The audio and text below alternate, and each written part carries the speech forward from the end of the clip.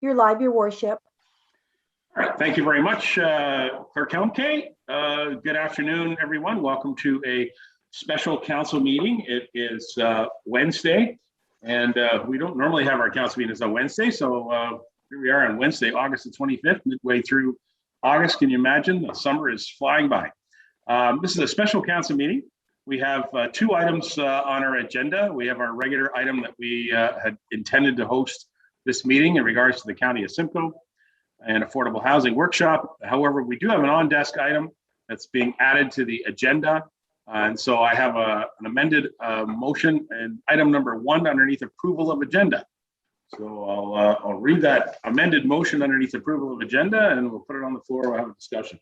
All right, Council, be it resolved that Council of Township hereby approve the agenda dated August 25th, 2021 as amended to include the on-desk council report COU 002-2021, a council strategic budget planning report, and that will occur following the County of Simcoe's presentation.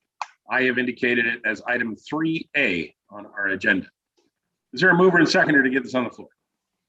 Mr. Broderick, Mr. Patterson, thank you. Any questions or comments about the agenda as amended? Seeing, okay, yes, Mr. Deputy Mayor. Yes, I'm don't believe we just meeting. This is a special meeting for affordable housing, and I think this should not be added to this agenda and should be added to the next official proper meeting that we're having. Thank you. All right. I'll give you a commentary first. I had a conversation with the councillor. The councillor asked if he could add this on as an on-desk. On-desk is something that we as a municipality have been using as a tool to get items on desk if they're late or if they're perhaps of more urgent nature. So I discussed it with the councillor, Councillor Patterson, who produced the report, and I agreed to put it on the agenda. Madam Clerk, do you have any comments about procedure on this? Thank you, Mayor Measures, through you to council. Normally we don't put these type of items necessarily on a special agenda, but considering the timeframes leading into budget time, it was appropriate to deal with this item quite efficiently. So if there was to be a meeting of a budget strategic planning, that we could do it before you guys go into your actual budget sessions this fall. All right. So I hope that the council is agreeable and understanding as to why a special on-desk item has been presented. Your objection is noted, Deputy Mayor. Members of council, any further questions on the agenda? And I'm prepared to call the motion. All those in favor? In favor. And any opposed? Thank you very much. We'll consider the agenda adopted. And so we'll move on in our agenda. We do have item number 2 is our disclosure of pecuniary interest and general nature thereof. Anybody got a disclosure about the 2 items on our agenda? I think there should be. Oh, yes. Hello, Councillor Leachman. Go ahead. I'm sorry, I can't hear you for some reason. Try again. I'm on. Okay. Motion that we want to meet in September. May I make a personal suggestion that we meet at the end of September? All right. Well, we'll get to that. We'll get to that. It'd be when we get to the discussion. How's that? Okay. Thank you. All right, Madam Clerk. No, thank you, Mayor Measures. I was just going to make that comment that we're not actually voting on any of the recommendations. It was just to put it on the agenda at this point. Correct. All right. I don't know what's going on with your microphone there, Connie. For some reason, that just didn't struggle through here with our technological challenges. I didn't see any disclosure of pecuniary interest, so we'll move on to item number 3, which is the County of Simcoe regarding a Township of Clearview affordable housing workshop. So we have several members of the county team joining us, led by Mr. Greg Bishop. Mr. Bishop, it's great to see you again. Welcome to our Clearview Township Council meeting. We only often see you at county council meetings, so I'm not sure if this is the first time I've seen you at a county or a Clearview council meeting. So welcome aboard. Maybe you can take a minute and introduce your team and outline what you're going to present to us today. Mr. Bishop. I'd be happy to, and thank you very much. Good afternoon, Mayor Measures and Deputy Mayor Burton, as well as certainly council and staff and members of the public. We really appreciate the opportunity this afternoon to share information with respect to affordable and social housing. With me here today presenting is our team and a few of our staff who will be pleased to present, and they'll be presenting probably the bulk of the presentation. They're very, I think, skilled with a lot of experience and information to share. So we have Ivona Zwiers, who's our Director of Social Housing, John Connell, who's the Implementation Manager for the 10-year Housing and Homelessness Prevention Strategy with the county, as well as Brad Spiewak, who is our Housing Maintenance and Facilities Manager, who's led a number of our capital build initiatives through the Simcoe County Housing Corporation. So we are pleased to provide information. I understand there was a desire to have more of an in-depth information sharing with respect to the broader housing through the county's role as system manager, as well as our direct delivery through the Simcoe County Housing Corporation. So what we're going to be doing is, and I'm not sure if the presentation is up at this time, and if Mayor Measures, if you'd like me to move into the presentation, I'm happy to do so. Yes, that'd be fine. And what I would like to do in the interest of having a good dialogue here today, I would ask that if your staff are comfortable during the presentation, that if any of our members of council have any questions, that they simply can jump in right and ask it then, rather than waiting till the end of the presentation. Is that a comfortable procedure for you and your group, Greg? Sure, we're happy to do whatever works for you as the chair. And we were going to break after each section and do questions and answers, but we're more than happy to answer as we go. If more information is coming in a future slide, if you don't mind, if it would be all right, we could maybe share that. And then when we get to that point, if there's further information required, we can elaborate. For sure. Greg, it is a workshop session, so council, in different workshop sessions when we've been in person, we can get into a pretty good conversation going around the table without having to be so darn formal. Whereas in this format of Zoom and, this type of meeting, obviously we need to do it one at a time. So that's why I just wanted to check with you about workshop procedure. If you've got time set aside for questions, perhaps we'll stick with your procedure then, council, and we'll follow along where they will then ask for any questions, and we can then call it up. Sound good, everybody? Thumbs up from the crew. Thank you. All right, Greg, it's all over to you. We're going to pass you the chair, and I'm going to mute my mic. Okay. So if I could just clarify, so it's okay then if we, after each speaker completes a section, we'll do some question break? Yes. Yeah, okay. I think that would work out fine then. Okay. Carry on. Terrific. Thanks. Okay. So what we'll be covering today is a few things. We'll be talking about the county's role and responsibilities as the municipal service manager. There's 47 municipal service managers in the province of Ontario that are designated by the province to system manage, so to speak, social housing and more recently affordable housing programs and initiatives. This includes work under our community 10-year affordable housing and homelessness prevention. We'll certainly speak to more information on that throughout the presentation. We'll also talk about both social housing, which is rent geared to income housing, providing a deeper need subsidy for those in financial need, as well as affordable housing options and opportunities that have come up in recent years through federal and provincial initiatives and have been adopted locally, and we'll provide some examples with respect to those. We'll also talk about programs that have been created to support the development and provision of affordable housing, such as secondary suites and rent supplements and other programs.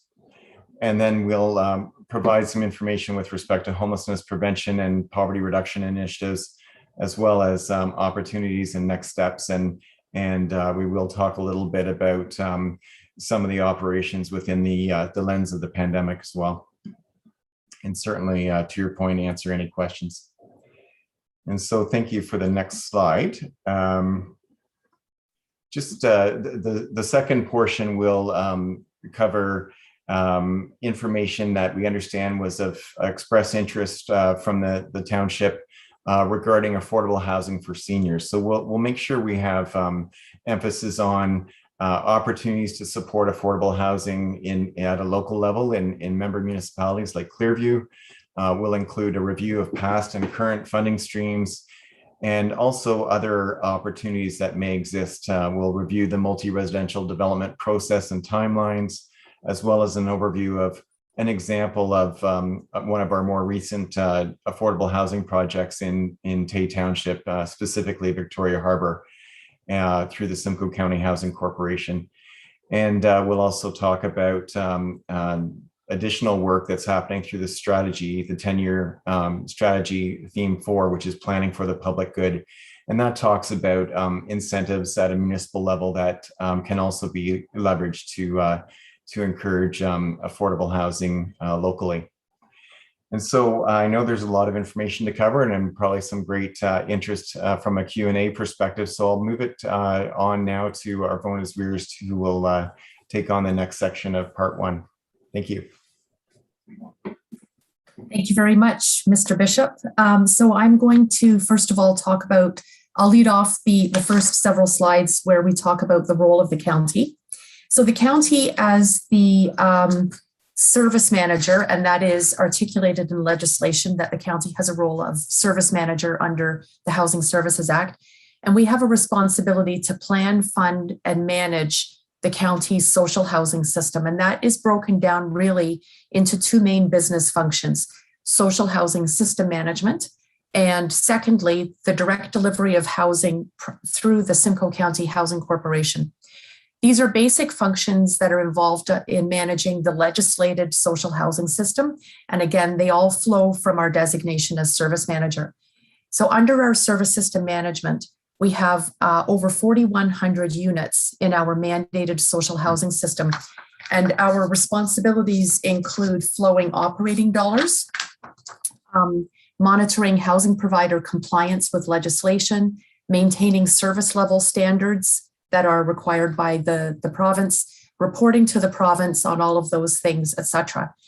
Now, the county also maintains the centralized wait list for rent geared to income accommodation, and that is associated with the mandated historical social housing programs. The wait list for social housing is very carefully prescribed under legislation, and that means that we do keep a separate wait list for our affordable housing buildings. Wait lists for affordable housing would also be kept by the third-party developers of the affordable housing buildings that have been built over the past 10 to 15 years. A more recent mandated responsibility associated with system planning is the requirement to develop and implement a 10-year affordable housing and homelessness prevention plan. And this responsibility is broadly shared with other county departments, such as Social and Community Services Division, the Planning Department, support departments such as Finance and Legal. And this is very important. As it is a community plan, there is a shared responsibility with our community partners, many of whom have played a significant role in the success of our strategy. And we will have many slides subsequent in this particular presentation that will share with you what the successes have been under the strategy. Now, under the direct delivery of housing, we have county-owned social housing under Simcoe County Housing Corporation, and that includes direct delivery to tenants. So we have 1,652 units across various locations, and those would include apartment buildings, townhouses. He continues to work towards the creation of new purpose-built affordable rental development as well.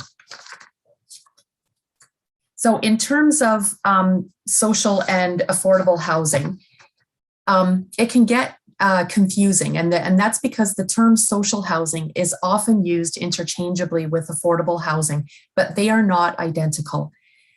All social housing is affordable.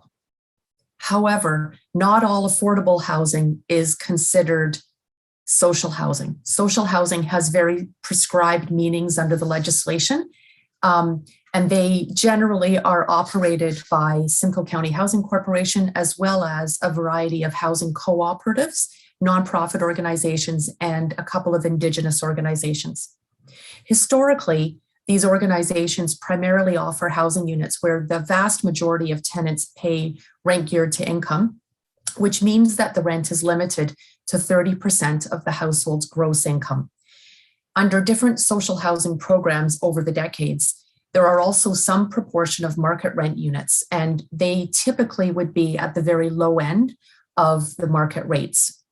So as I said before, there are over 4,100 social housing units across Simcoe County, which were built generally 30 to 50 years ago. And of those 4,100, approximately 2,800 of them are RGI, and the remaining would be considered low end of market. These units are a mix of seniors housing, adult buildings, and family or mixed buildings as well. Also, as mentioned, RGI rents are based on 30% of household gross income, and that is somewhat different for a household that is in receipt of social assistance. For families that are on OW or ODSP, their rent is calculated based on a rent scale, which is prescribed by the province. So the minimum rent as of July 1st, 2021 for a new RGI tenant is $131. But of course, it can be upwards of that based on 30% of gross household income. And so just as a note about the social housing system, the creation of these historical social housing developments stopped in Ontario in approximately 1995. And then we moved into the creation of affordable housing. And so starting in approximately 2003, the federal provincial government started to create affordable housing programs, which included new rental development, secondary suites, rent supplements, and affordable homeownership units, where rents would typically be set not at a deep RGI level, but they could be at or below average market rents. And I'll talk a little bit more later about what average market rent means and how it's calculated. And so when those programs, those affordable housing programs started up in 2003, there wasn't the same intention to create standard social housing bricks and mortar as there was with the historical social housing system. The affordable housing programs were created using a lot more flexible approaches that allowed provinces, and in Ontario's case, service managers, to have local decision-making about what kind of tenure of housing would make the most sense for their particular area. So now I'm going to talk a little bit more about the direct delivery of housing. Thank you, Brad. So with respect to our Simcoe County Housing Corporation portfolio, within the Southern Georgian Bay general area, SCHC delivers the following rent geared to income units. And so locally, we would have, in Collingwood, we would have 208 RGI units, 41 units in Wasaga Beach of RGI, and 15 units in Stayner. And so I know that obviously Stayner would be the one that you would be most interested in, but I thought it might help to know as well what there is within the general South Georgian Bay area. And in addition to the almost 1,300 historical rent geared to income social housing units across its portfolio, SCHC also owns and operates 360 affordable rental units within its portfolio, some of which are also located in Collingwood and Wasaga Beach. This slide shows you some pictures of developments that SCHC has done recently. And so the county, together with its municipal partners, have made great strides in the creation of county-owned affordable rental development. And this, of course, is in addition to the numbers of projects that have been created by third-party developers all across the county. So these are completed affordable rental buildings within the SCHC portfolio. Most of these were created during the time frame of the 10-year strategy. However, the first one that you see there, the one in Bradford, West Gwillimbury, was created prior to this strategy. So the one in Bradford was 25 units, which was a wing added on to an existing social housing building on a property where we had room to do so. And it opened up in about 2010. Then the next one that we opened was again a wing, and that was in Barrie. And it was 54 units as a wing added on to an existing 53 unit social housing building. And it opened in 2016. Then the next one we opened was Collingwood, and it was 117 units of affordable housing, plus 30 replacement rent geared to income units. And so what we did there was we had on the site that you see with the two buildings, not the third building on the top of that picture, that's owned privately, but the two buildings there was a court that led only to the location of the 30 townhouse units. And it was a really underutilized parcel of property, which we had permission from the town and the donation of the land on Murray Court to the county, to Simcoe County Housing Corporation, for the purpose of creating a nice, easy to build on square or rectangular parcel of land. And so what we were able to do is bulldoze down or demolish the townhouse units, and we created 30 replacement RGI units, as well as 117 net new affordable units. And the building on the left is a seniors building, which has on its ground floor a social and community services office, including Ontario Works and Children's Services and housing. And we also have a relationship with the school board, who does an adult learning program within that ground floor premise as well. And we have a housing resource center, which is run by Empower Simcoe. And then the other building would have a program room area in it that has an early on child and family center operating in it, which provides supports for not only people living at this location, but for all around the neighborhood as well. So that was quite an accomplishment, and that building opened up in 2019. And then moving further down to the next picture, we have Wasaga Beach, which opened in 2020. And that was the development of 99 new affordable housing units. And this was on land that was donated by the town during our call for proposal process that was held in 2016. So you can see that the call for proposal process was held in 2016, and 4 years later, during the pandemic, we were able to open the building. So it's a fairly long timeline, and later on, Brad will actually cover what a typical timeline would look like for the creation of rental development. Finally, we have on the right picture a new build in Tay Township, which is in Victoria Harbour. And that opened also during the pandemic at the very end of the year last year. And it's 41 units of affordable housing specifically targeted to seniors. Again, it was on land that was donated by the township during the 2016 call for proposal process. Now, in terms of rents for these, Simcoe County generally would set its rents at 80% of average market rent for the affordable housing units. Laundry is also available on site at all apartment complexes, and we charge a monthly fee of $6, which means people don't have to fiddle with coins to put into their laundry machine. And just as a note about sustainability, the budgets for all of these Simcoe County Housing Corporation builds are based on sustainability. It's a key design principle that's incorporated throughout the design and construction phases. And it's based not only on sustainability from an environmental or an energy efficiency perspective, but it's based on past measured performances of recently constructed buildings. And then we take the best practices and we apply them to continually improve on building performance with respect to lower operating and maintenance costs, as well as reducing utility consumption. We try and aim towards a net zero building footprint utilizing both proven and best available technologies. As well, we focus on operational sustainability, and through the appropriate mix of average market rents for the tenants, as well as the inclusion of commercial rental space, commercial meaning for Ontario Workspace, etc. And then the revenue that we're able to get from that, along with sustainable design, the county is actually able to achieve self-sustainability with respect to the ongoing operating budgets of these new builds. And that includes putting in an amount that is earmarked for capital repair over the coming several decades. So all of that makes these buildings operationally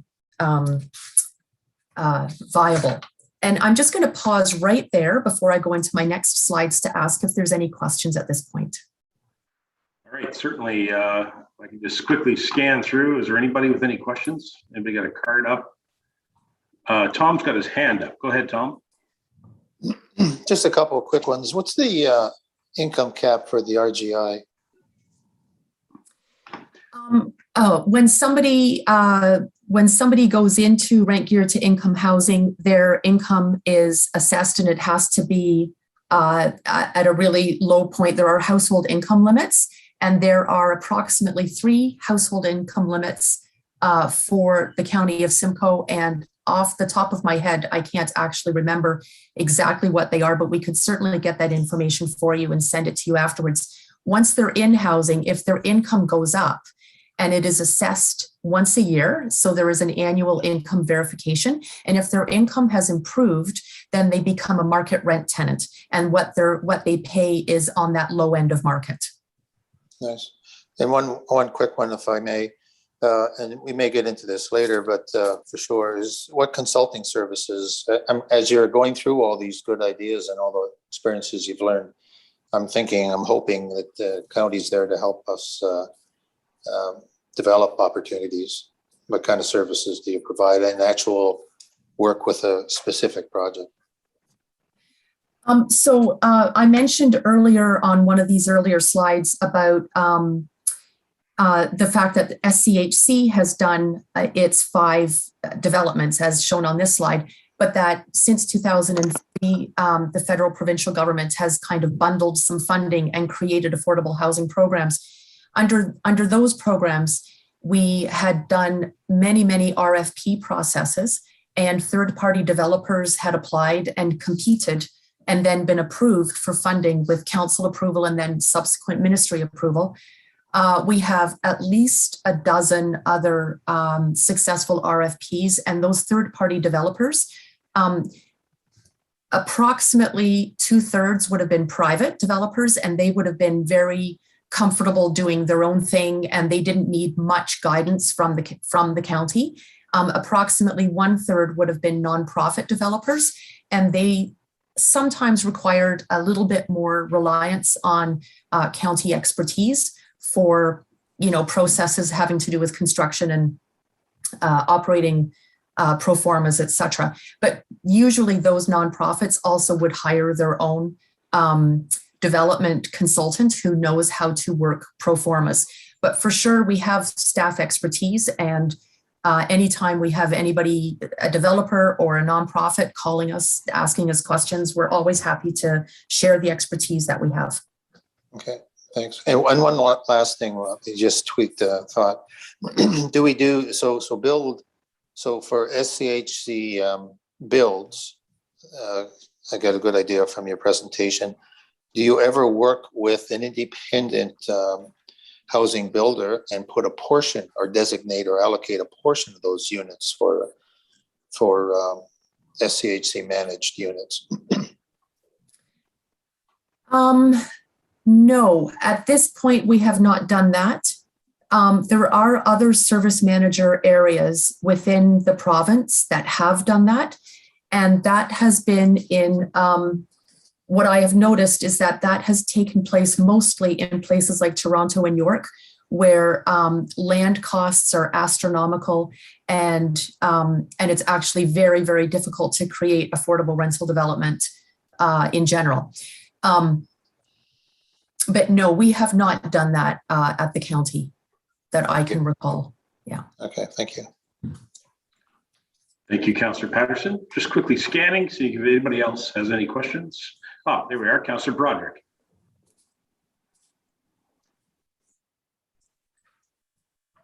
Thank you.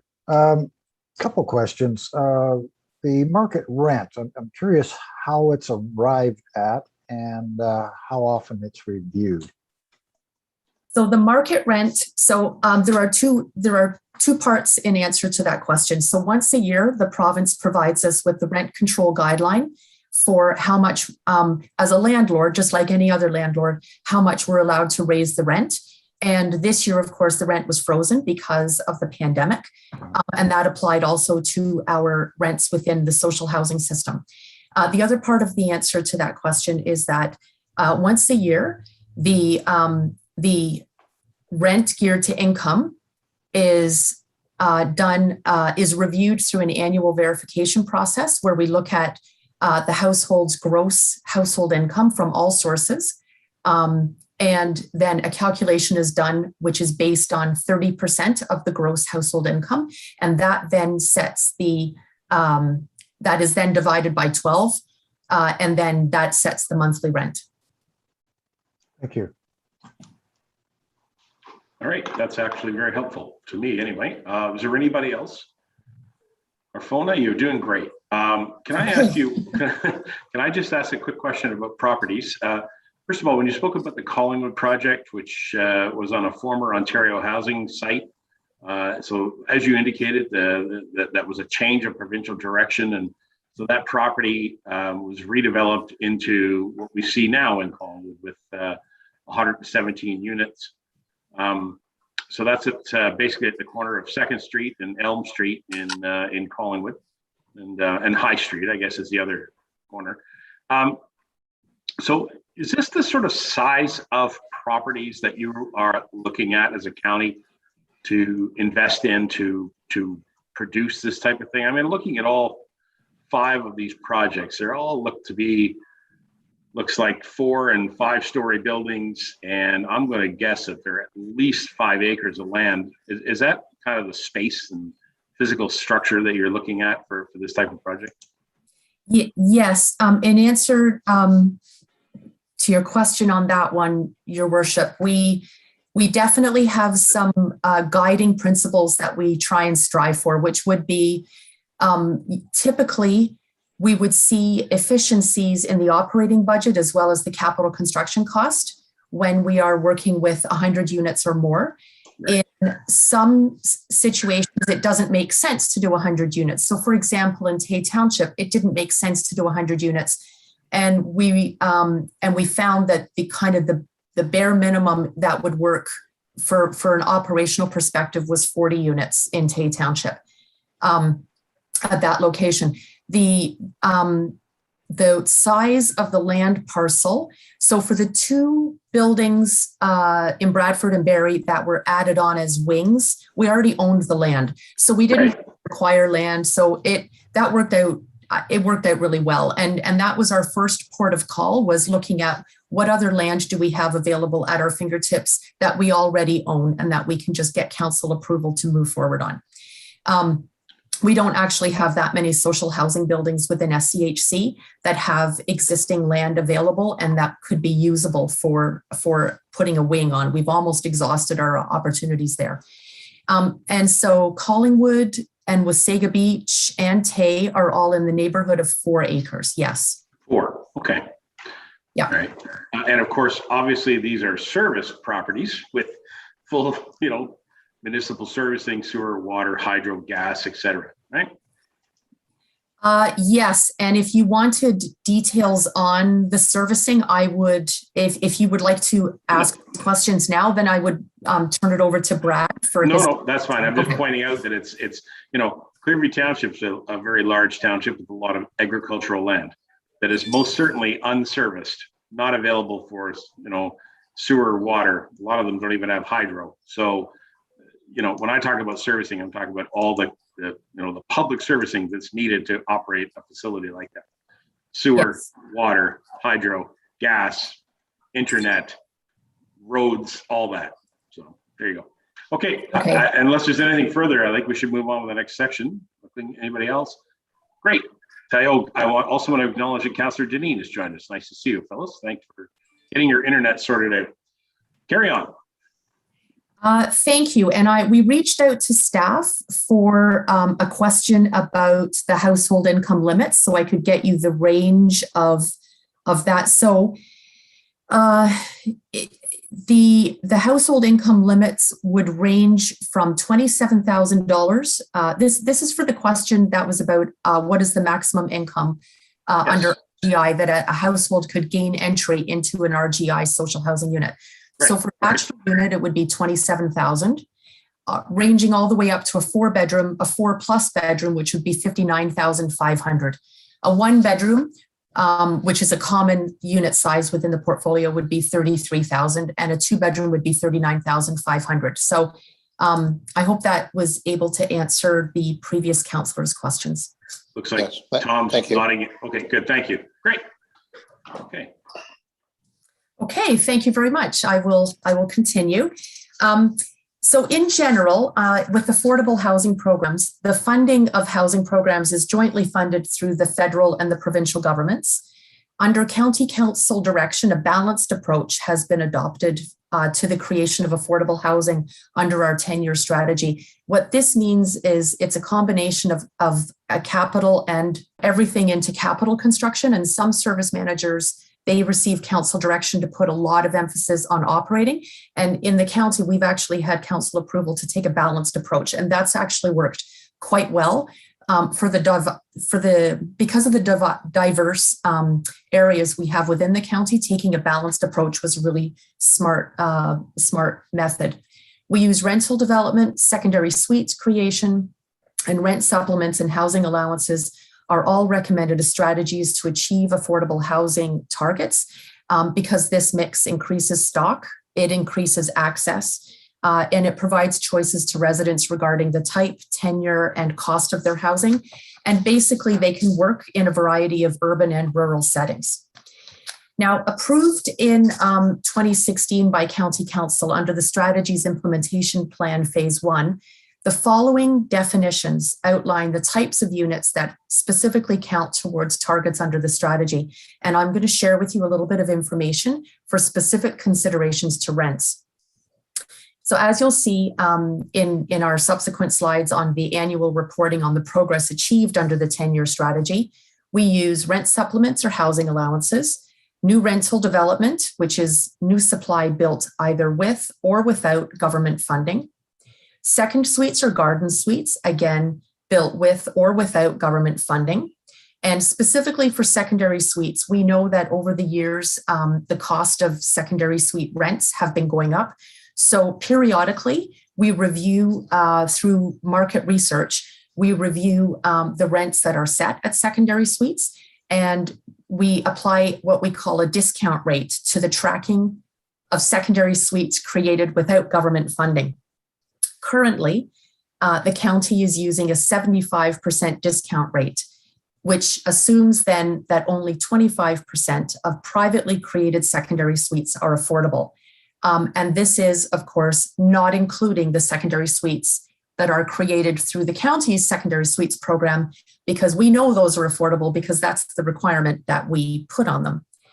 And then we also count affordable homeownership built with and without government funding.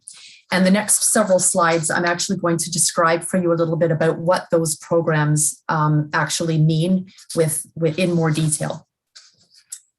So a rent supplement or a housing allowance is a monthly rent subsidy that bridges the difference between what a tenant can afford to pay and what the full market rent is. And of course, this is not within our social housing units. This would be within private market rent locations. So rent subsidies can vary in amount and duration. Applicants to rent subsidy programs must qualify for eligibility according to income limits set by the Ministry of Municipal Affairs and Housing in most cases, except for our own county-funded rent subsidy program. And we typically try and align our programs to match up with federal provincial programs and program guidelines under MMAH. Units must also meet occupancy standards for safety and state of repair. They must be self-contained and rents are capped to and not exceed average market rents that are set by Canada Mortgage and Housing Corporation. Now, the county does recognize that the market rent set by CMHC is quite often not indicative of what the local market is. That's typically because the CMHC research is always at least a year out of date, and because of the type of units that they consider within their research. And in some instances, we actually do get provincial approval to use higher average market rents, but only for operating programs such as rent supplements, not for capital development. Now, secondary suite program is being delivered with funding from both the County of Simcoe as well as federal provincial programs. It's proven to be an extremely popular program. It provides financial assistance in the form of a 15-year forgivable loan of up to a maximum of $30,000 for a homeowner to create a secondary suite or a garden suite. Rents, again, they must be at or below the average market rent as set by CMHC for a period of 15 years. The ingoing occupant of the rental unit must have a maximum household income below a certain amount as established by Ministry of Municipal Affairs and Housing. And it's typically the 50th or the 60th decile of median household income for renter households. And so then looking at the next slide, in terms of the homeownership affordable down payment assistance, the purpose of that program is to provide down payment assistance using federal provincial funding in the form, again, of a forgivable loan only to eligible households or families for the purchase of their first home. The county has committed to delivering the homeownership program for a minimum of 15 years, and therefore any down payment assistance that is paid back to the county by purchasers is actually held in what we call a revolving fund, which under ministry guidelines has to be used to support future homeowners under the affordable homeownership program. So it's the program that keeps on giving back, as we call it. Down payment assistance is typically 10% of the purchase price. Obviously, the homes must be located within Simcoe County. The purchase price must be at or below 90% of average resale price, and those amounts are set by CMHC and MMAH each year. Resale properties as well as new construction are both eligible for this. We have dedicated funding which we can use to fast track eligible applicants who are currently living in social housing or who are Indigenous households. There is no repayment of the forgivable loan if the home is sold after 20 years. And if the home is sold before the 20-year period expires or is no longer the sole and principal residence, the homeowner must repay the original loan plus 10% of the realized capital gain. And all of that money goes back into the revolving fund. At this point in time, for the last couple of years, our home ownership program is being delivered completely using the revolving fund it doesn't need to tap into the other new federal provincial funding at all. Now, with respect to urgent home repairs and accessibility modifications, again, this is exactly the same kind of program. It is in the form of financial assistance in a 10-year forgivable loan up to a maximum of $15,000. For accessibility modifications, it's actually done as a grant for a portion of the money. Again, very similar types of rules. The home must be in County of Simcoe. It must be their sole and their principal residence. The total gross income of all household members must be at or below a set maximum income, and there can't be assets of greater than $20,000. Otherwise, we would assume that the homeowner would use their assets to conduct any capital repairs that are needed in their home. This program is really popular with seniors and persons with disabilities in order to enable them to live affordably in their own homes. And these numbers are tracked as part of our annual reports under the 10-year strategy. However, they don't count towards our 10-year strategy target amounts. So John will actually show you a little bit about the tracking in his slides. And lastly, The housing retention is a program that is funded by under the homelessness stream, which is called Community Homelessness Prevention Initiative, CHIPPE. It aims to prevent or end homelessness by improving access to adequate, suitable, and affordable housing and homelessness services for people experiencing homelessness and also for people who might be at risk of homelessness. So it's a preventative type of program. Different circumstances are assessed uniquely on a case-by-case basis, and there are certain maximums that singles or couples or families are allowed to request within a 24-month period. So it's not an unlimited pot that people can come back to time and again, but it does cover things such as first and last month's rent, moving expenses, or rental or utility arrears. And I will pause for questions here before I hand it over to Mr. John Connell, who is our implementation manager. Okay, thank you very much. Good to get an update on some of those programs. I kind of forgot about some of those from our workshops that we've had at the county level. So thank you for updating that. And you know, the home renovation one, I totally forgotten about. So that was good. Members of council, anybody got a question? I'm just gonna slide across. Boom, boom, go. Hello there, Councillor Leishman. Thank you. Can you hear me? Go right ahead. Good, thank you. Thank you so much for the presentation. It's been terrific. In fact, this is the second time I've seen it, and the more I see it, the more it sticks. So I appreciate it. I just wonder how long the lists are for the homeless, Community Homeless Prevention Initiative. How many people do you have waiting? So for under CHIPPE, for the housing retention program, to my knowledge, there is no wait list. We actually are able to address applications to that as they come up. There are two ways of taking in applications for that. If there's a household that is on OW or ODSP, then the application process goes through their OW caseworker, and actually through a special team within OW. And if an applicant is not on social assistance, then the application process goes through one of the housing resource centers. And again, I don't believe there is a wait list for that program because people who need that program need it now. There is no time to be on a wait list. Yeah. And I would just, it's a program that is in Ontario Works. So Greg may have, if I'm wrong, Greg will rectify my information. Well, I think that's wonderful that you're able to meet those demands. So thank you. And you are correct, Arbona. And we've brought the entire program for both non-OW as well as OW in-house. So if we can provide as follow-up if folks are interested in connecting residents with that program. Thank you. All right, Councillor Leishman, you're good. Thank you. Okay, thank you. Is there anybody else? Just scanning through quick, seeing if there's anybody with a question.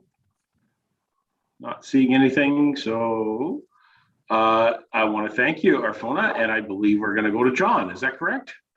Yes. All right. Thank you very much, Arvona, and good afternoon, everyone. So the next few slides are going to talk about our housing and homelessness strategy. As Arvona had mentioned at the beginning, under the Housing Services Act, the service managers, so in our area, the County of Simcoe, are responsible for developing these 10-year housing and homelessness plans. In 2014, County Council approved our community 10-year affordable and homelessness prevention strategy. The strategy contains 5 strategic themes, which I'll go in a bit more detail shortly, with a target to create 2,685 new units over the 10 years from 2014 to 2024. Implementation is broken down into 3 different phases, and we're currently in the 3rd and final phase of the strategy. Next, please. The strategy seeks to support housing options right across the range of housing, from people at one end who are homeless through emergency shelters, transitional housing, and then the social and affordable rental housing, affordable home ownership, and at the other end, market rental and home ownership. The 5 strategic themes you can see on the screen there. The first is to establish strong governance and leadership. In 2014, a new advisory committee of council was formed, the Affordable Housing Advisory Committee, that comprises 6 elected representatives and 6 non-elected representatives. The elected representatives cover north, south, east, and west of the county, plus the cities of Barry and Orillia. And the representative for the east of the county, which would include Clearview Township, Wasaga Beach, and Collingwood. The representative is the mayor of Wasaga Beach, Nina Bifalchi. The non-elected representatives come from the private sector, the health sector, and the homeless services sector. Strategic theme 2 is to achieve the affordable housing target of 2,685 units. Theme 3 is to protect the existing public assets. So the housing, the social housing that Arvona was talking about is between 25 and 50 years old. I'm not sure if there's any older than that, but obviously it's stock that's aging and needs capital investments to maintain them in a good state, both for the Simcoe County housing stock and the stock owned by non-profits and cooperatives. And the county makes significant investments into both of those portfolios. Strategic theme 4 is planning for the public good. We'll talk about that a bit later as well. The planning and financial tools that can be used at the local level. And then theme number 5 is about creating an integrated service model for housing and support. So this focuses on the system of homelessness prevention services. In terms of progress on the targets, you can see there that at the end of last year, the end of phase 2, 2,364 units had been created since 2014. That represents 88% of the 10-year target, including 491 units that were created in 2020. Through that variety that we've described already: rent supplements, affordable home ownership, secondary suites, both funded and unfunded, and new rental developments. Those 140 units there would have been the 99 units in Wasaga Beach and the 41 in Victoria Harbour. Next few slides will go into a bit of detail on the homelessness prevention and supports. Like with social housing, the county is legislated to plan, lead, and manage that local system with funding that comes primarily from the province, but also significant investments from the federal and municipal levels of government. The objectives of the system are housing retention, the provision of shelter and basic needs, and assistance to people experiencing homelessness to obtain long-term housing, with a focus on those who've been chronically homeless, youth, Indigenous people, and people who are homeless as a result of leaving public institutions such as correctional facilities or hospitals. Next, please. You can see here some of the facets of the local system of services. The housing retention program's already been mentioned.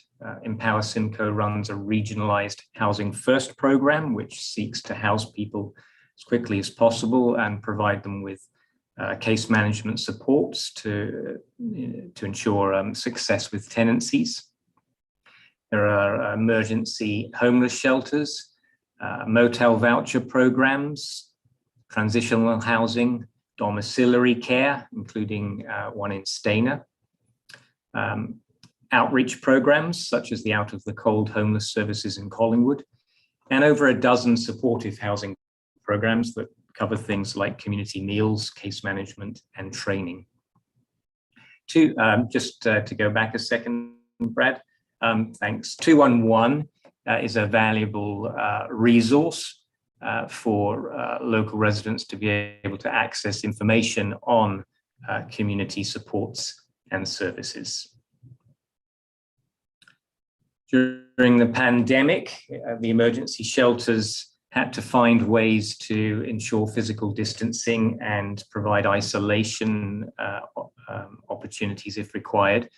And so in March of last year, 5 of the homeless shelters relocated to a motel model of care. There was one shelter, the Salvation Army in Barrie, that stayed in their home location because the physical layout of the shelter allowed that. Funding has been provided throughout this period to enable 24 staffing of shelters, providing personal protective equipment, food, technology, and installation of defibrillators at each site. Between March of 2020 and June of this year, 1,953 unique individuals were served through the motel model. Some people have been able to move on and find housing. Some, it's still a challenge. Some have left the area and others have returned to living outdoors. Outreach programs continue. It's also been a challenge for shelter staff with issues around stress and burnout. They've had to deal with an increase in complex mental health issues from the clients they serve, as well as opioid use and attempted and actual suicides, even external predatory behaviors such as the presence of gangs and debt collectors. Using government funds, there was an ability to provide temporary pandemic pay and wage subsidies to support staff in the shelter system. Those temporary measures have now come to an end. On-site services have been provided to motels, providing emergency shelter through things like weekly health checks by paramedics and the Canadian Mental Health Association, and presence of Housing First program staff. And there's also been an improvement in relationships with correctional facilities around releases into homelessness. So I believe I will pause, and if anyone had any questions or comments. Thanks very much, John. I'm quickly looking across the screen. If there's anybody has a question for John. Tom, is that your hand? Yes, go right ahead, Tom. Yeah, it was just, so all of the programs we're talking about now are all independent living units, with the exception of what you just mentioned in terms of the homeless program for mental health issues. So there is no, so it's a different branch of the county's social housing service or housing if we were looking at medical assistance units, retirement homes. Retirement homes, yes, we don't supervise retirement homes in social housing. In homelessness, there are domiciliary care facilities, such as the one in Stayner. They're not retirement homes, but they can serve seniors or other people who need a level of care as opposed to independent living. But the county's long-term care and senior services provide long-term care homes in Collingwood, Aurelia, Penetanguishene, and where's Sunset Manor? It's going out of my head. Beaton. Yeah. So that, yeah, just making sure they understood the clear line between the two. Right. Yeah. Yes, okay. we don't provide retirement accommodation under the Retirement Act. No. No. Okay. Thank you. All right, thank you, Tom. Councillor Lamers has his hand up. John, go ahead. Thank you, Worship. Yeah, I was just wondering, do they have a waiting list and for the different areas? and see where their priorities are, where they need to be building? Sorry, Councillor, not quite clear. What waiting list for what?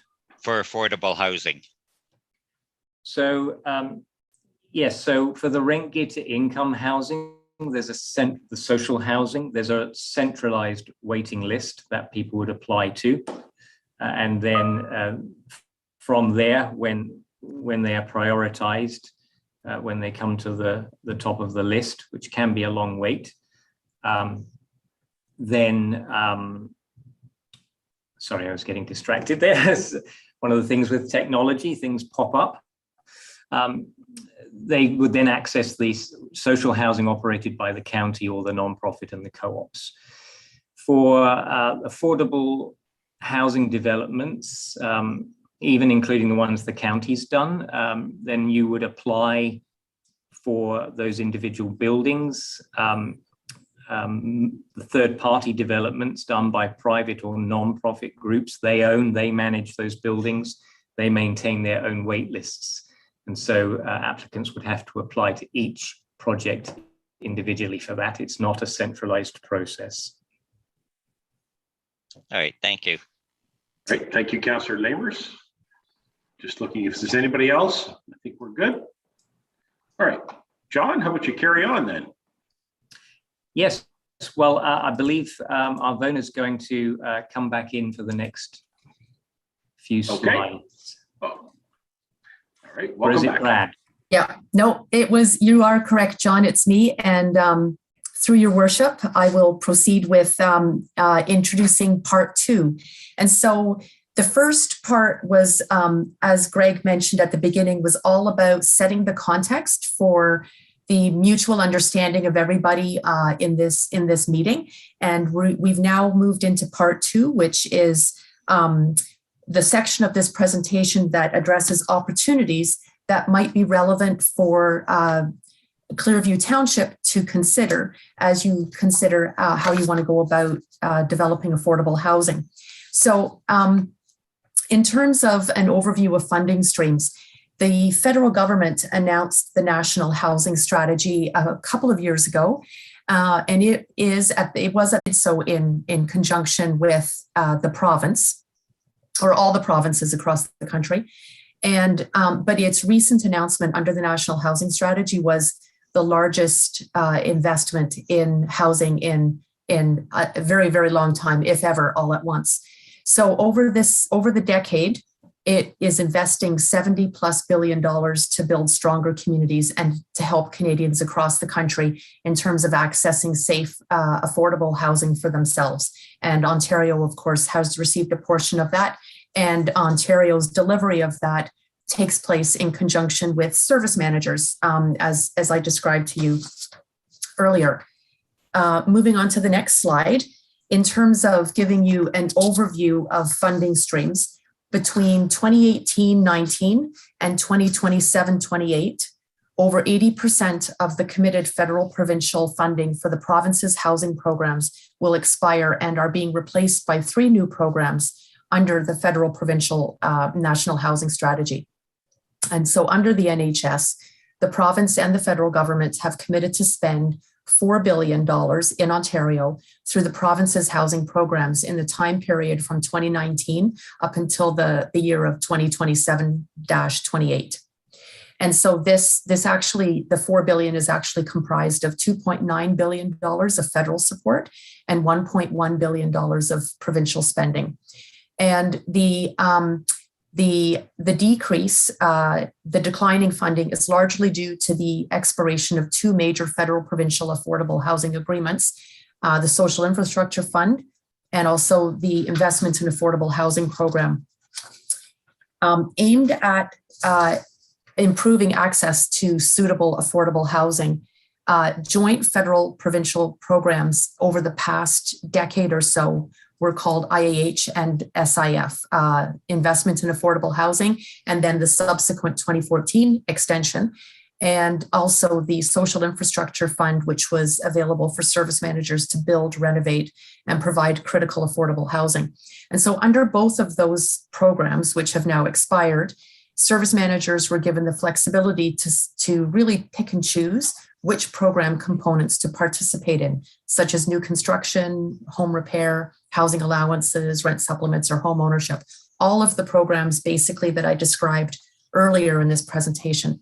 And council, every time we get a funding announcement, we bring it back to council for council's consideration. And that's where council has directed us to take a balanced approach. In terms of our current funding streams, what you see on the slide in front of you is 3 current funding streams, what we call COB, COCHI, and OFI, because who doesn't love a new acronym?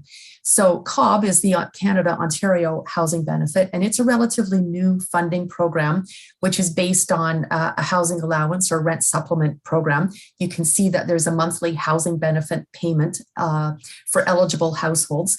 And this is a portable program, which means that somebody can be approved in Simcoe County using Simcoe County's allocation, but could actually move elsewhere in the province. Correspondingly, somebody could be approved in Toronto and actually choose to bring their portable monthly housing benefit and come live in the county of Simcoe. So it allows for portability, which enables families to move from area to area as they, for example, seek to improve their income through work. The COB is also reviewed annually for ongoing eligibility. And just as a note under COB, households who are approved to receive benefits under this program, if they're on the centralized waitlist for social housing, they have to consent to being removed from the social housing waitlist. So this is actually a way for us to be able to remove people or grant people housing and remove them from the centralized waitlist. So next I'll move on to COCHI, which is the Canada Ontario Community Housing Initiative. And this initiative provides funding to service managers to replace declining social housing agreement funding that expires every year. And service managers can use this funding for a variety of different programs, such as repairing or expanding social housing, protecting affordability support for tenants, support social housing providers whose original program requirements are expiring, i.e. those ones that were built 30 to 50 years ago, helping community housing providers become more sustainable. And COCHI in particular has a real emphasis on supporting Indigenous housing units in under what was traditionally called the Urban Native Social Housing Program. Lastly, current funding stream would include OFI, Ontario Priorities in Housing Initiative, and it provides flexible funding to all 47 service managers and 2 Indigenous program administrators. And again, it supports those traditional programs that we've been delivering under affordable housing programs, such as rental development, urgent home repair, home ownership, rent supplements, etc. And of note, these are all in their, well, COCHI and OFI are all in their final year of a 3-year funding program. And we are expecting to get more information about our upcoming annual allocation for both COCHI and OFI. And we also hope to get confirmation from the province, not just for next year's allocation, but for what our next 3-year cycle will look like. Thanks, Brad. And so in addition to contributions from federal and provincial governments each year, the county and municipalities independently contribute to the delivery of social housing and affordable housing programs. And of course, as approved by council with the guidance of the Affordable Housing Advisory Committee. So some of the commitments that have been done recently using county and municipal funding would be our own county funded rent supplement program. In 2021, we're looking at an investment of $800,000. Municipally funded secondary suites program, $650,000 is being invested in 2021 under that program. And then we have some capital repair support programs as well. The nonprofit provider capital repair program offered in 2020 $2.4 million to assist mandated social housing providers with their urgent capital repairs. Again, as John mentioned, the housing stock is 25 or 30 to 50 years old now. And so it's aging, and not necessarily did the original funding formulas come with sufficient capital repair money. So we've created a method by which we transfer monies to our county reserve, and housing providers can apply on an annual basis to receive a loan that is a forgivable loan, but they have to commit to staying with the system for a certain period of time in order to avail themselves of that process.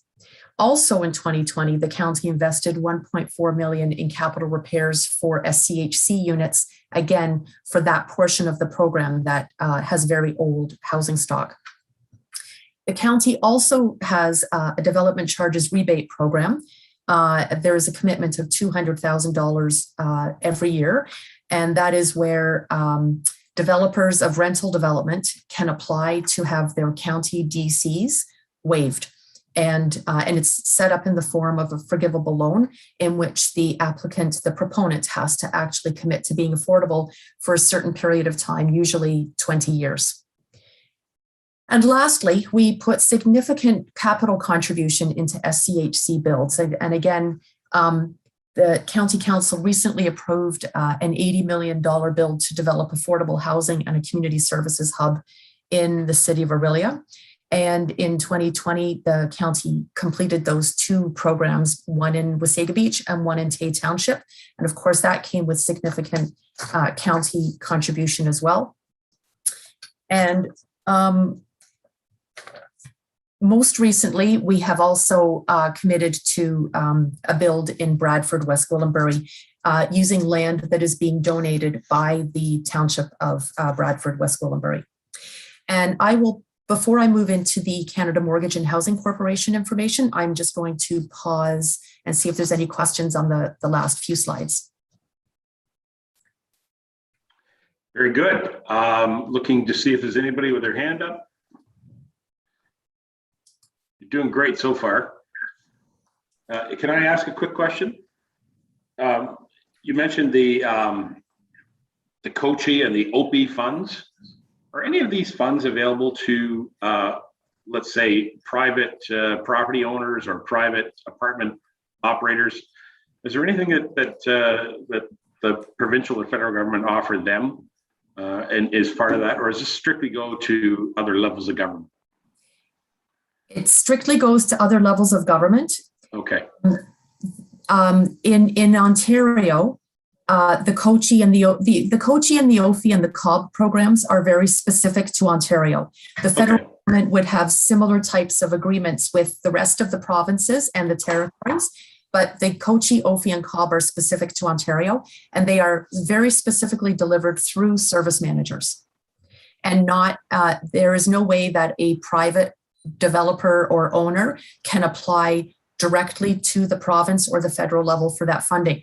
Having said that, one choice within both OFI and COCHI, one choice that the county has within the program guidelines is to open up an RFP process for the purpose of rental development, in which case private developers could apply through an RFP process, and that would be guided through the county's typical procurement rules. So there would be a lot of oversight. And from my recollection, and I'm pretty sure I'm confident of this, under COCHI and OFI, council did not direct us to do an RFP process for private rental development under this current round that is ending this year. But it doesn't mean that council might not direct us to do that process in the future. Under the previous round, under IAH and SIF, those expired programs, we definitely did do RFP processes, and there were applications by many, many private and nonprofit developers, and some of them were successful. Okay. It helps me understand a little bit more about where the provincial and federal funding is going to help with this. So that's great. Okay, I'm comfortable. Is anybody else? All right, please carry on. Thank you. And actually, at this point, I will hand it back over to Mr. John Connell, and he will discuss the slides on Canada Mortgage and Housing Corporation. Thank you. All right. Thank you. Over to John. Thank you. Yes, I'm going to talk about some of the programs that Canada Mortgage and Housing Corporation offers under that national housing strategy. And these programs are available to private or non-profit groups, as well as municipalities. I believe with the last round of the OFI, the Ontario Priorities funding, that whilst private developers could make application if there were capital funding opportunities, I believe the province said last time that they had to be in partnership with a non-profit group, whereas in the past they could have just been doing the project entirely on their own. But we wait and see what the new rules under the new rounds will be. But as I said, under the programs I'm about to talk about through CMHC, private groups could apply as well as municipalities. So seed funding is one of these programs. It provides pre-development activity funding, so it can assist with a variety of activities, which will be on the next slide. But it's funding of up to $150,000 as a contribution that doesn't have to be repaid, and up to $350,000 as an interest-free loan. There's another component they call the preservation stream, which is specifically targeted at community housing, so social housing providers who've previously been under federal administration, and that can provide up to $50,000 as a contribution. So some of the activities that can be funded would be things like viability studies, environmental site assessments, appraisals, surveys, and construction cost estimates, a whole variety of work that you need to do before you get to put a shovel in the ground. There is a program called the Rental Construction Financing Initiative, which provides low-cost loans to create affordable housing. Again, private groups and municipalities and non-profit groups can apply for this. These are repayable loans. The total rents in a project, if you're seeking to use this financing, must be 10% below the potential rents that the project could get on the open market. And 20% of the rents must be affordable for a period of 10 years. In terms of the financing, they offer, I don't actually know what the interest rate is. They offer a 10-year term and up to 50-year amortization. The project has to be at least $1 million project and contain at least 5 units. There are also energy efficiency and accessibility requirements in the construction. Another program to help with the financing of affordable housing is called the National Housing Co-Investment Fund.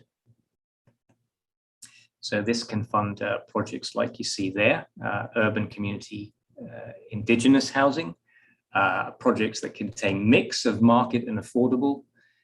It can be new construction or conversions. It can be shelters and transitional and supportive housing, as well as being permanent self-contained rental accommodation. If you just go back a sec, Brad, I'll just say that this program is not necessarily a purely repayable loan. It can be a combination of forgivable loan and repayable loan. There's a different affordability requirement to the rental construction initiative that I just talked about. So under this one, 30% of the units have to be affordable for 20 years. There's again a requirement that it's $1 million minimum and 5 beds. There are, again, energy and accessibility requirements. And under this program, they also would offer a 10-year fixed year term that can then be renewed for a further 10-year fixed term and up to 50-year amortization period.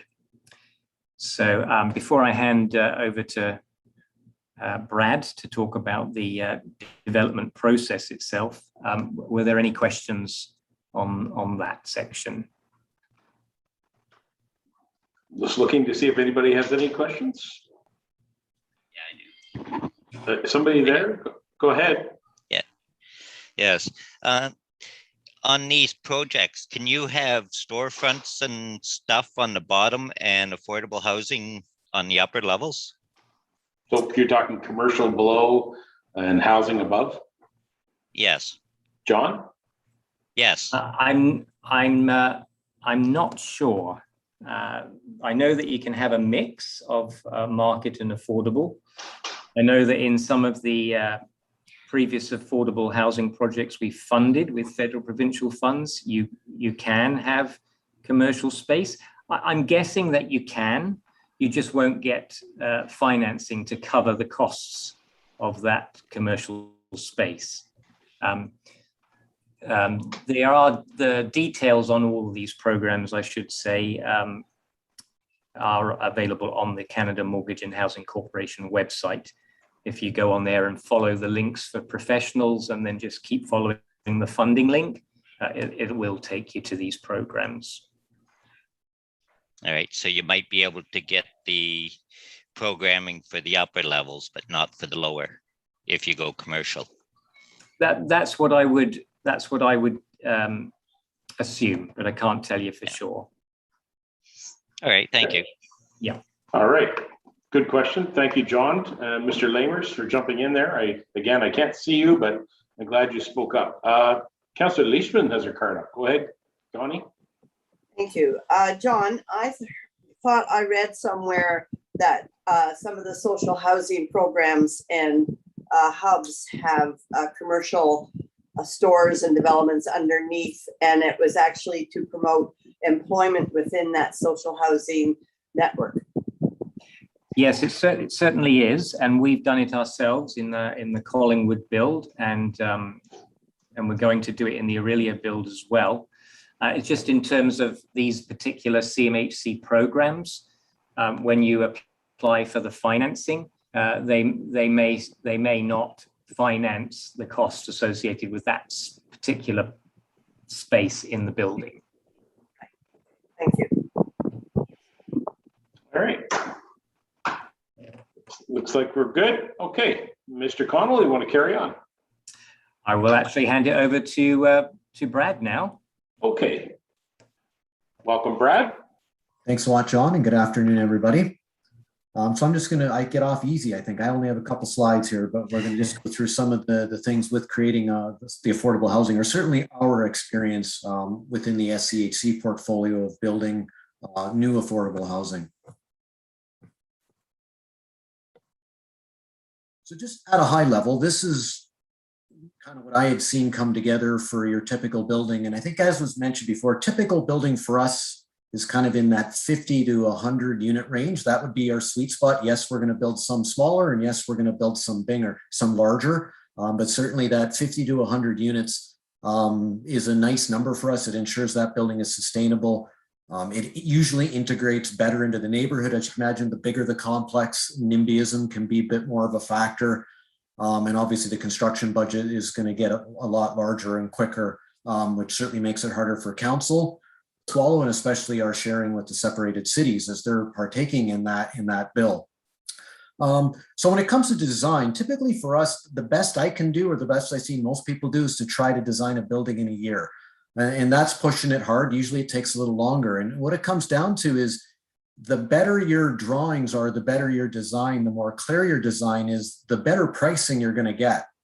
And the less change orders you're going to get. So obviously the more unknowns in drawings, if you're a contractor, you're going to say, oh, I don't know what he's asking for. I'm not really sure, but I better pad my number because I need to make sure I'm not going to lose money on this one. So you start adding a little bit in. So the better your drawing quality is, the more concise that drawing package is, all that ambiguity removed, leads to a much tighter tender, a happier contract when you're building it, and usually less change orders. And the thing to remember when it comes to change orders, so at time of tender, if we call something costs $1, if it's a change order down the road, it's usually $2. And if down the road you decide you don't want that thing, you get about 50 cents back on the dollar. So it really is a wise, the better you can make sure you're, whatever you want, that it's extremely clear and well designed, because it will cost you double later. And when you hear on these large contracts, cost overruns and the construction going longer, anybody who's been doing it for a while, you can see how it happens. It's horrible. And it's certainly something that would keep us all up at night, but it's, I get it. And that's where, things get rushed and designs aren't really flushed out the way they should. And unfortunately, the wheels can fall off down the road. And that all takes money though. And it takes money up front to try to figure out what you're actually going to do. And that relates to the various planning approvals. And as a municipality, the better and more flexible your planning approvals are, and with your OPA is, the better. We like to think we're pretty good at submitting an OPA. I mean, at the county, we have our own planning department, and in often cases, we are the approver, right, for a number of municipalities, less the separated cities. So for the most part, we know what we're doing, and it still takes close to a year. So really the best, so if you look at us being a very well oiled machine when it comes to creating those documents, and partnered very closely with the municipality who wants a project to happen. So all the stars lining up, the best we do is usually 9-10 months. It's close to a year.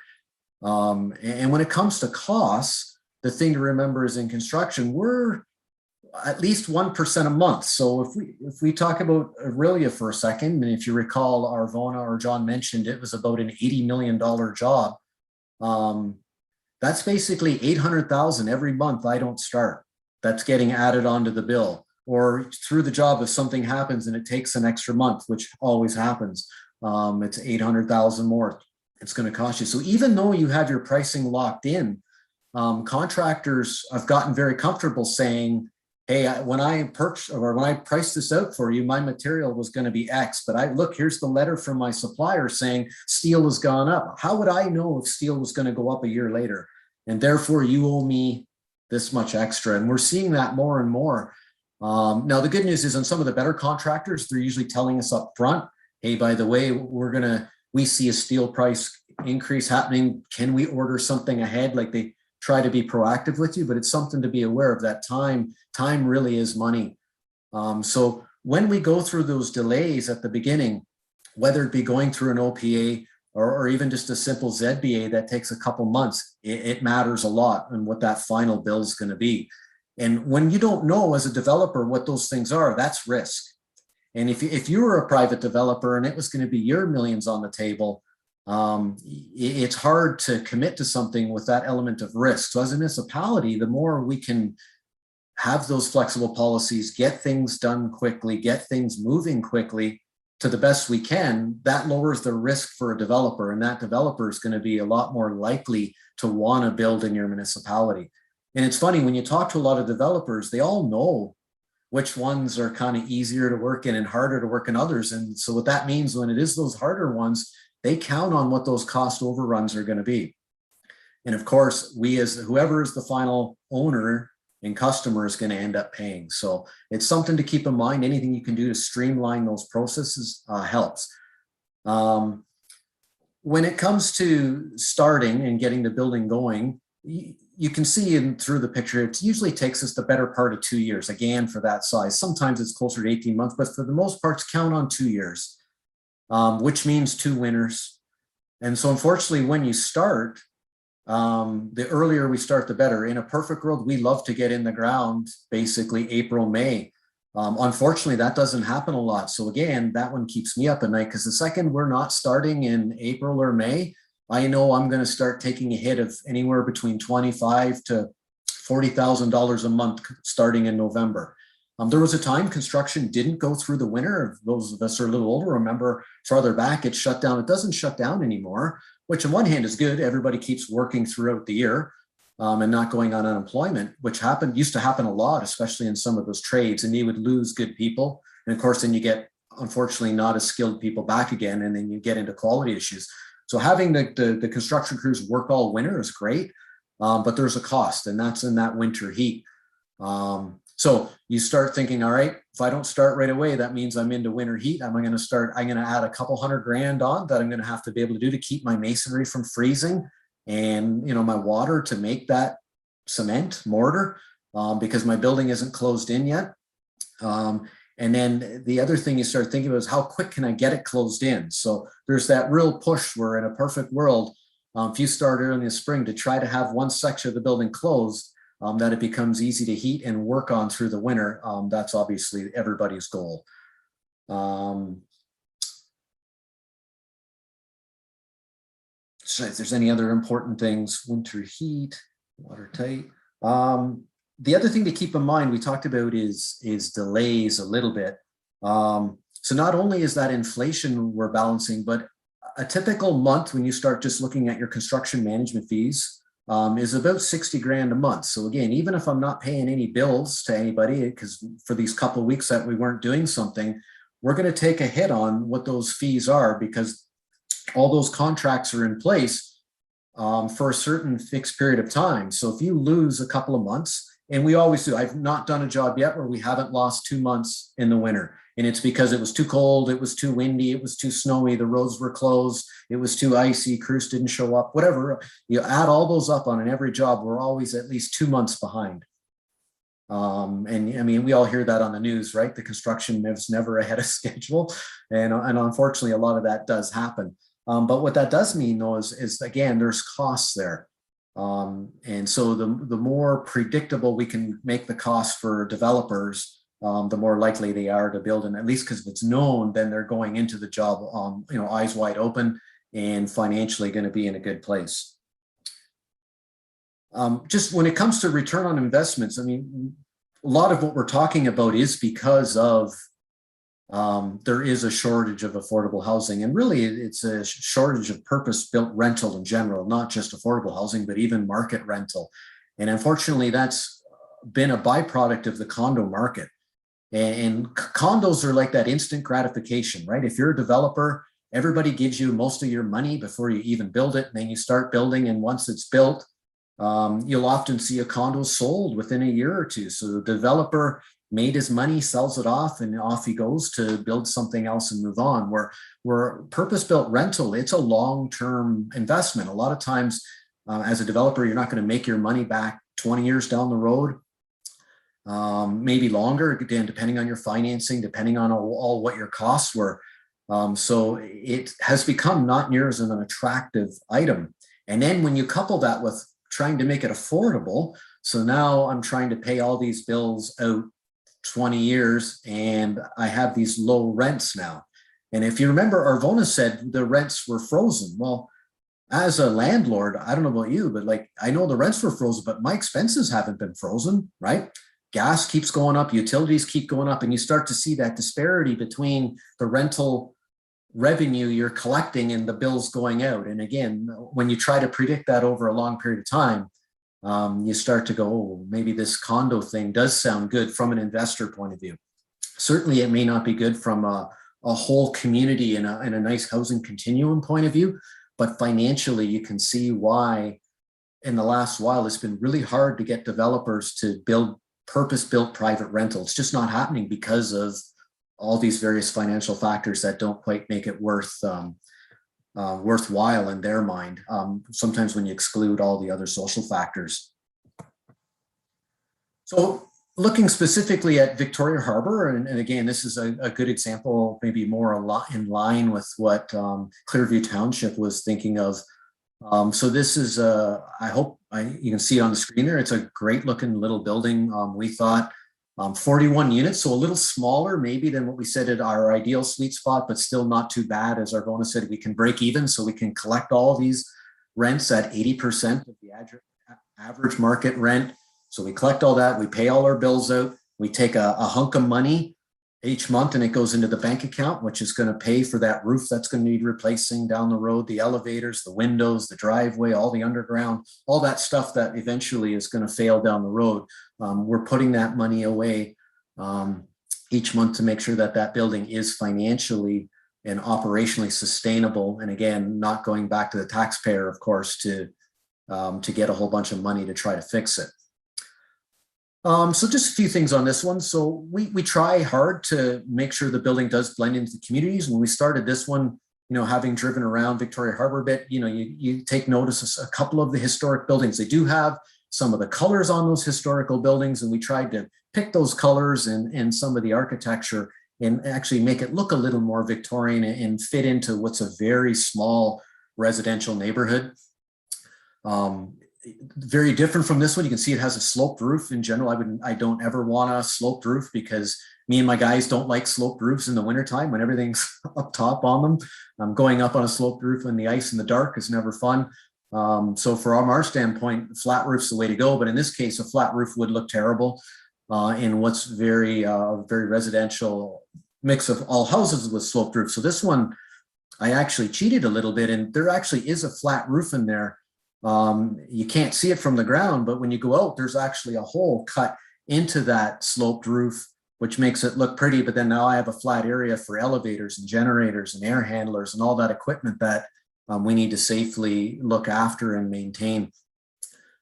It's unfortunate what you can't see on this one is in this parking area here. There's a little structure. Literally, they're just going to be starting it this week to get it put in. It looks a little barren in there right now, but then it becomes this nice sort of shady spot for the seniors to sit out, which you can kind of see they've brought out a table and a little sun umbrella to try to get some shade in what's a pretty sunny spot there until we get our structure put in place. So all of our buildings now, we've tried to, they're much more park-like. We've tried to design them for social inclusion and for social interaction, a lot more gardens, walking paths, a lot more seating, even bicycles, bike racks. In Aurelia, we're actually putting in a bike room. So, recognizing that, the cycling mode of transportation is an environmentally friendly one. And for people who can do it, if they're working close by, that's fantastic. And we should promote that. This one is all 1-bedroom units, which is pretty typical for our seniors buildings. 1-bedroom units are always the greatest demand, no matter what. Whenever we look on the wait list for, it doesn't really matter which community, 1-beds are always the highest demand, always number one. There's 7 barrier-free suites, and that's dictated by building code calls for the 15%, which is what we do. We do have a guest suite. That's something that we've done, and that's been popular, or I should say pre-COVID anyways, it was a little more popular. Obviously, that's a lot of those features are still closed up right now, but hopefully we can get them open back up again. So if you're, again, because remember I said this is a 1-bedroom unit, because they're affordable, these are smaller, modest units. There's not a lot of room for you to stay if you're going to go visit, your mom or your dad or an ailing friend or an older friend who is in the building. So there is a place there where you can spend the night for a very low fee. We've tried to build a lot more program rooms than what we used to. And actually make the program rooms pretty nice. The old ones from the 70s, the original OHC ones, would be pretty primitive, where we've tried to make them much more welcoming and friendly, that people actually want to spend time in them. A lot of them now, even at Victoria Harbor here, talking with some of them, like they now have a number of, especially now that some things have been opened up, they actually have their games day in there now.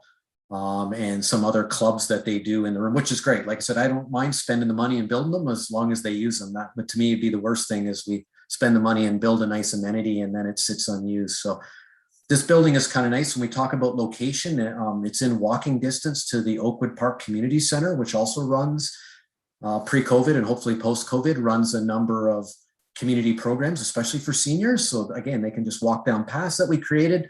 Working with the township, we made our walking paths connect with theirs and extend through. So in trying to make a walkable community, everything looks good and lines up nice and is how it should be.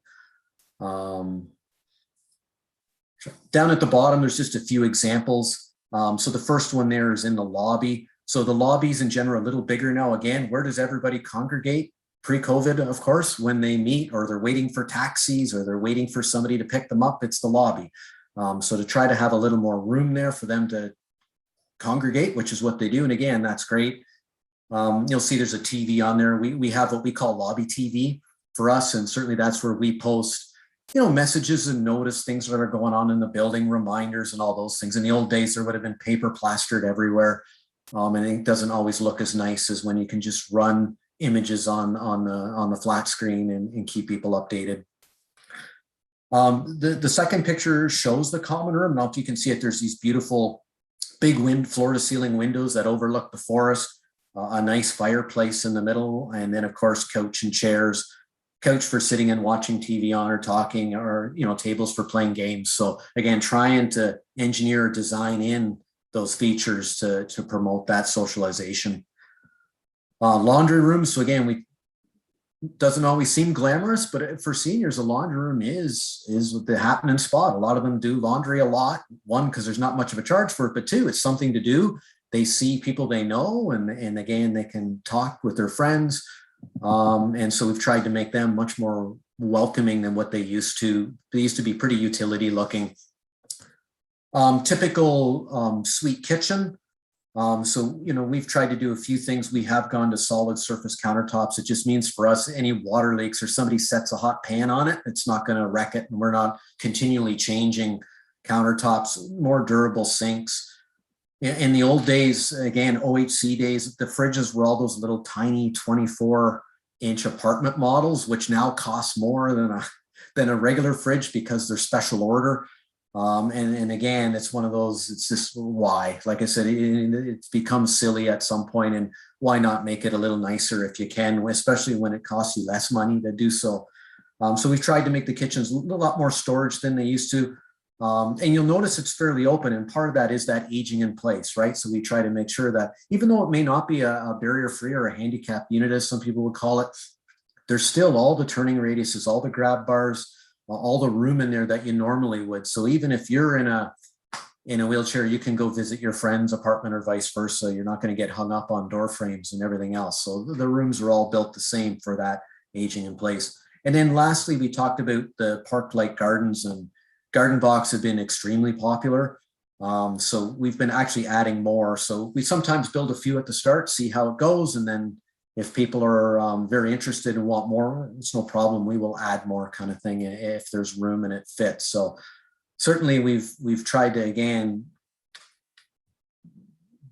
build in or engineer a lot of these activities to not only make a good looking building, make an energy efficient building, but also design it so that it does promote aging in place and that social inclusion and social interaction that is very important for seniors.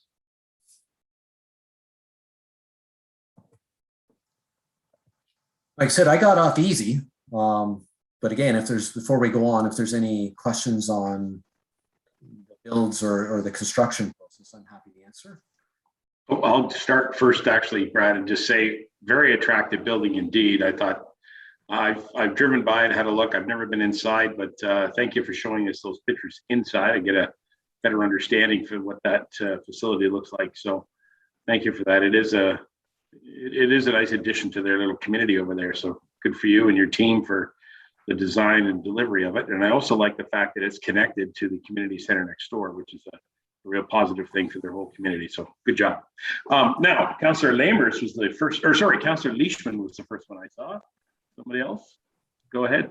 And then Patterson. Go ahead, Connie. Thank you. And thank you, Brad. That was really interesting. Can you tell us how this was funded? And I'm talking about the TAPE project, and what partners you had, like building development partners, if any? Yeah, so I guess for funding, obviously the county is going to pay. It's always a function of the same couple of things. So from a county side, I should not want to say as a rule, but sort of an unwritten rule, typically 10% comes from the social housing reserve as the county's contribution. And then of course there's all the DCs, right? The development charges portion that comes into that. And then under our shared service agreement, it's usually the math works out a little different every year, but it's approximately Barrie kicks in 25%, in Aurelia 6 to 7%. And then after that, there was some federal and provincial funding applied on this one as well. So it's a lot of pots, and sometimes it depends on how big it is, how many pots you can draw from, and how much of call it a mortgage or a debenture, depending on how it's funded after, what would remain, right? Right. So, and did you partner with any developers on this or build? Yeah, Yeah, no, and so in this one, the county typically, partner, we pay them. So typically the county's process for building now anyways is what they would call a CCDC 5B contract. And most of you would probably be familiar with what they would call the old CCDC 2, where you'd go out to somebody and give them your drawings and say, hey, how much to build this? And they say, 20 million, and you pay that one person 20 million. And at the end, who knows, maybe it costs 25, and it's that.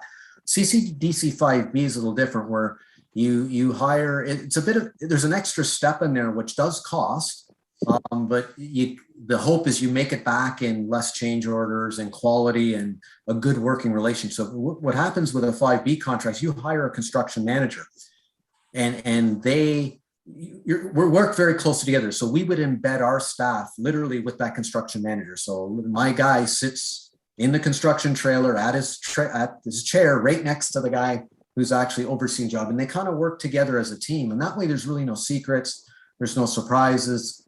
And in a 5B contract, the construction, it's an open book of their finances. And you kind of work together, and you can decide, it's kind of tendered in chunks as well. And you can say, you know what, no, this one doesn't look good, maybe we better change something here. So it's a much more collaborative construction process. Having done both, I do like the other one better, but there's a cost as well. In pros and cons, there's always a con there as well. And this one, it's cost, but it certainly is, in my mind, a much more enjoyable experience. And I think the quality at the end is far better, and the lawyers don't seem to get as rich off of it, which is better for all of us, right? Thank you. Excellent commentary. Sorry, can I have a supplement? I was just I get the impression that you actually designed this building, most of it, or the majority of it? Yeah, we work there. So a lot of times mechanically and electrically, the county, we design our own systems. And when it comes to, the architect kind of creates the shell, and then we sort of fill in inside, kind of like, we're not going to have some of the skill sets of exactly how every connection is going to go on that. But certainly when it comes to windows, insulation, doors, roofing materials, mechanical, electrical, that's kind of done internally. It takes us a while. Maybe that's why it takes sometimes a little longer, because we have to go through every drawing. We check that, what valve did he miss? Why isn't there a plug here? This window is the wrong size. Why is it over here? Why did he forget the door? So that takes resources and time, but the end product is good. It's very great when you're done. Thank you. All right, thank you very much. I did see Councillor Patterson, and then I'll acknowledge Broderick. I think John had his card up. So go ahead, Tom. Yeah, a little bit along the same lines as Councillor Leishman in terms of zoning in on Tay. Give us a sense, as a prospective municipality wanting to take advantage of the program, how our proposal would be assessed. Yeah, so Tay did a very good job on their proposal. There's a couple things that need to happen, or I can tell you what they did well, and then hopefully that will indicate what's important. So they had the piece of land and offered it, which was great. It was the right size. It was the right location. And again, when we talk location, we mean it's in a good area. Similar to some previous comments, it was fully serviced. I'll get back to that in a second. Close to the community center. Close to the main strip, again, walking distance community center. So the location was good. The donation was obviously welcome and really at no cost to the county. They waived all their fees as well. So no site plan fees, no letters of credit, no legal fees, waived the building permit. And then even through the job, Tay worked extremely well. So the Tay CBO came to every other Tuesday meeting we had and was great. And so even if, again, working that partnership, if I know something's coming up, we can say, at this time it was Terry. Hey, Terry, we think this is coming. How do you want to see this before we do it? If you think of normally it would happen, if they're not there, we take a best guess, we do it. The CBO comes in, says, oh, I don't like it. Now we've wasted time and money and we got to fix something. Where this was very proactive and again, a great relationship with the town where literally, like I said, the CBO sat with us at any time and would say, no, I think we better do it this way. Or no, when I go and inspect this, I need to see it this way. And again, we could work all that out. So very collaborative with the town in terms of, so removing fees, simplifying the process and then providing the venue to actually do it. And I think that's what made it very successful and come together relatively quick. And when talked about servicing, not only was it there, but the zoning and planning. So that I didn't have to go through any OPA or ZBA for that one. So TAY did that already ahead prior to offering it, which is fantastic. So in future, as always, there's always best practices. If we ever were to do another call for proposal, I know Arvona and myself have talked about it, is one of the things that is important is it would be to weigh them heavier if the land came in already with the OPA and ZBA in place. Because that removes all that risk, that whole public process. And again, remember, you're going to spend $100,000 or more just to get to the stage to do, start looking at your ZBA and OPA. And so, and if it goes nowhere, then of course that's tax money down the drain, unfortunately. Thank you. All right, thank you very much, Councillor. Good conversation there. Councillor Broderick, I believe you have a question, and then I'll look for anybody else. Go ahead, John Broderick. Yes, thank you, Your Worship. Just curious on the TAY project, the total costs of the project and the breakdown of how it was split. We'd have to get you the full, I can tell you it was about 13.5 million. But if you would like to know the exact split, it would be in the council report. I guess that'd be one thing. We could send you where it actually has how much is coming from DCs and how much is coming from the separated cities as well as reserve. That is all in there. Is that kind of the split you were looking for? Yeah, exactly. Okay. Yeah, it would be in the county council report. So, I mean, I guess that's either we can send that to you, or if you guys are familiar how to pull up the CCW report, whatever I guess works. I'm not familiar with it. So We'll yeah, draw, John, we'll draw upon the resources of the county clerk's department to help us out. excellent. Yeah, and if beyond that, if there's something that wasn't answered in there, then we can be happy with a follow-up. But it lays in the finance section of the report. It's all listed out there in a couple of tables. Very good. Okay, thank you. Is that good, Mr. Broderick? That is good. All right, thank you. Councillor Lamers, I acknowledge you got your hand up. Go ahead. Thank you, Bishop. Yeah, I was just wondering, I know for commercial buildings, they have design builds. Would you have ever looked into that, or is it in residential buildings at all? Yep, it is. There's some design build. It's very similar to 5B. Not exactly the same, but it's close. Because if you think of it, we're the guy who's actually going to build our building, the construction manager, they're actually reviewing the drawings with us so it's constructed before we even send it out to tender, and they tender it. So it's close. It's not quite the same. The one difference maybe for us is we kind of know what we want. And again, in trying to keep numbers down, even though our buildings may look different on the outside to fit the community, the bones or the guts of the building are quite the same. And even our own county council has often said to me, I hope you are, it's like, I think the example used on the council floor was like a Tim Hortons. So if you know exactly what you want, it's not as important in a design build scenario because you have the package exactly pretty much what it is. Yes, we're tweaking the facade and we're doing a few things with it. And there's always some site specific things.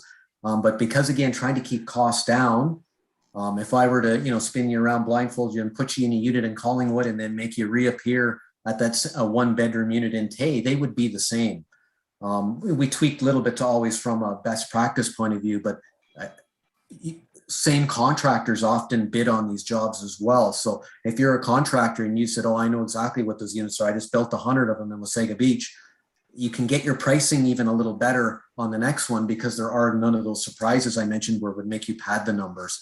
So the more common we can make it, or the more repeatable we make it, we get the cost down, and then you're not doing so much design anymore. Is more just building, I guess. Yeah, you've got your pattern set now, so it's going to be exactly just little tweaks here and there. So yeah, you got it. Yeah, that's good. All right, thank you, Councillor Lamers. I'd like to just jump in on that topic of commonalities between your builds across the entire county. Can I just ask, Brad, I guess your focus is on the construction and implementation of these buildings. Do you do the maintenance as well and oversee maintenance? Brad, is that part of your? Yeah, it's a good question. So my department is paired with the SCHC department. Got it. Okay. So some of my guys will be doing those long-term maintenance jobs. So it's actually funny. So when we get the drawings and go through them, it's not just me and the construction guys that go through them. I bring over my other engineer and say, okay, unfortunately his name is Brad as well, but I get the other Brad over and say, okay, you've just replaced some of these. And that's why you'll see in a lot of buildings, as an example, they have what we call window walls and curtain walls and all these other things. You notice all our buildings, they're punch windows. And that's because my other engineer, he cries every time he would see an architect do that, because literally we're spending millions right now changing these curtain walls from 20, 30 years ago that we don't want to do.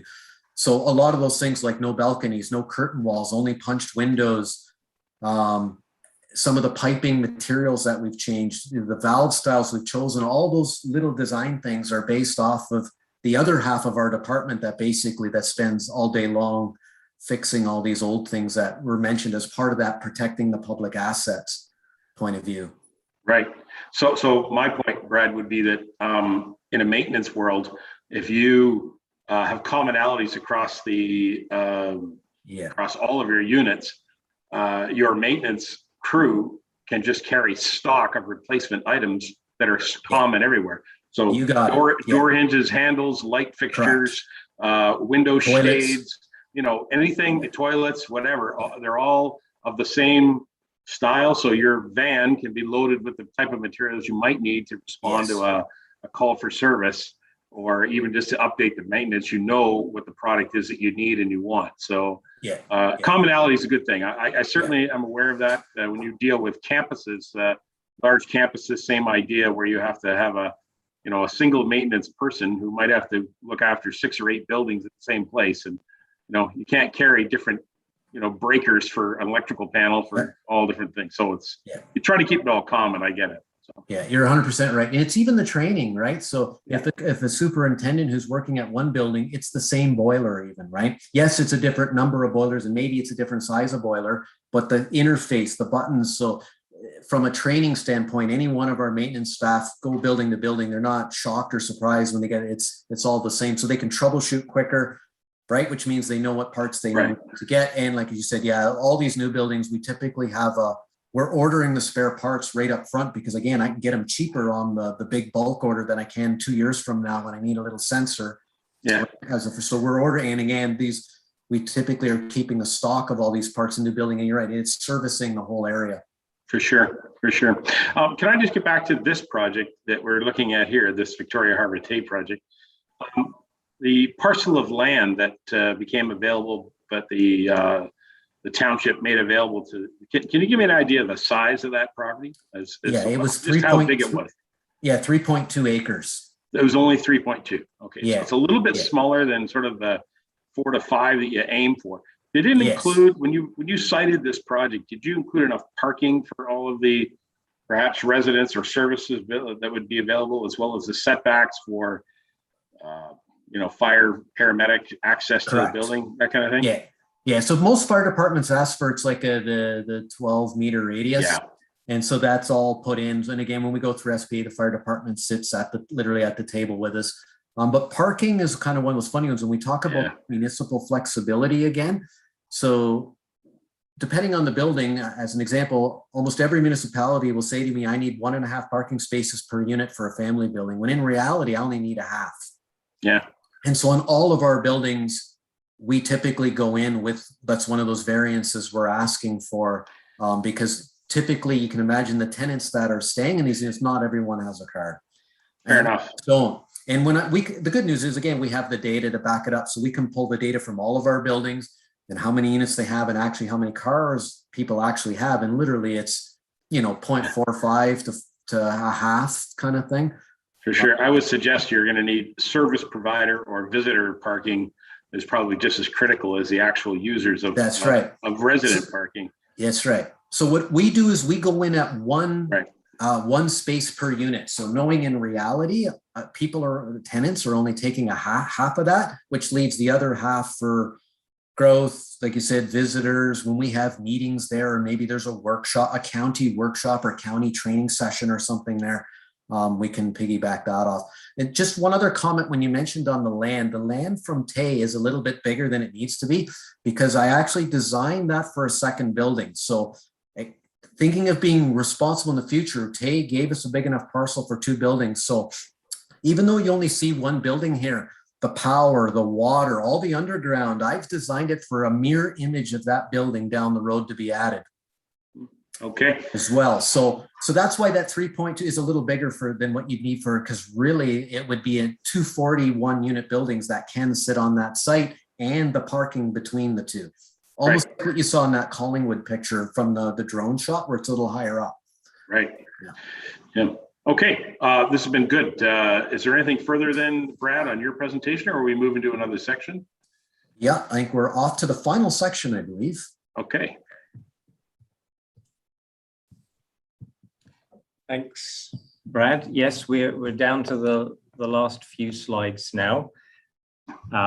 This is to focus on theme 4, the planning for the public good aspects.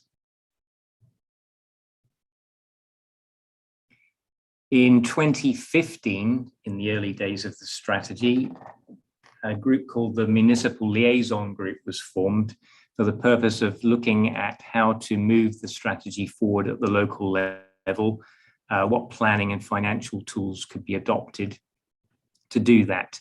And so the Municipal Liaison group meets on approximately a quarterly basis. It's comprised of representatives from all 16 member municipalities, as well as the cities of Barrie and Orillia, and is mainly staff from the planning departments across the municipalities.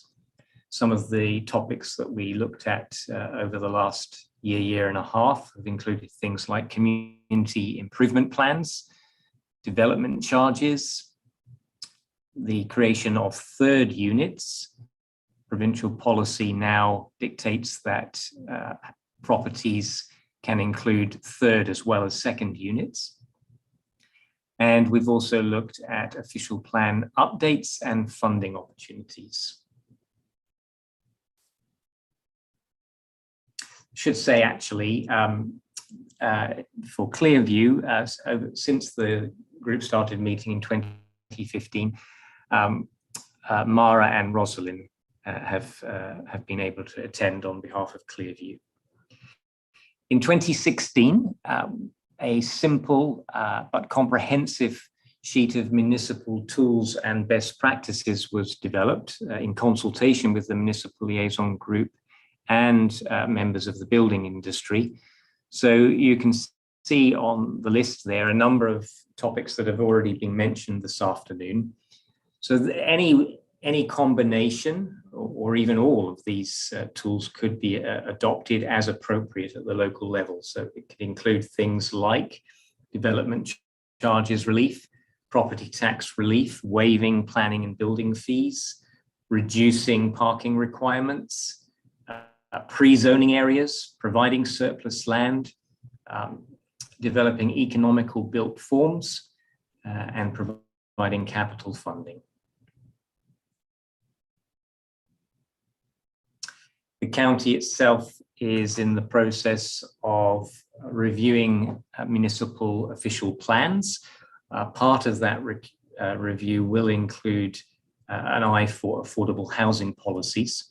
I mentioned that the Planning Act, the province has recently amended the Planning Act to dictate that not only secondary suite permissions should be granted, but also tertiary third unit permissions should be granted on properties. So it will take a while for the local bylaws and official plans to encompass these new provincial directions. Community improvement plans is another vehicle that can be explored to encourage development of affordable housing. And the inclusion of age-friendly policies, which Brad was mentioning, to enable residents to age in place, such as in Victoria Harbour, where you saw the design included seats, green space, pathways, those sorts of things.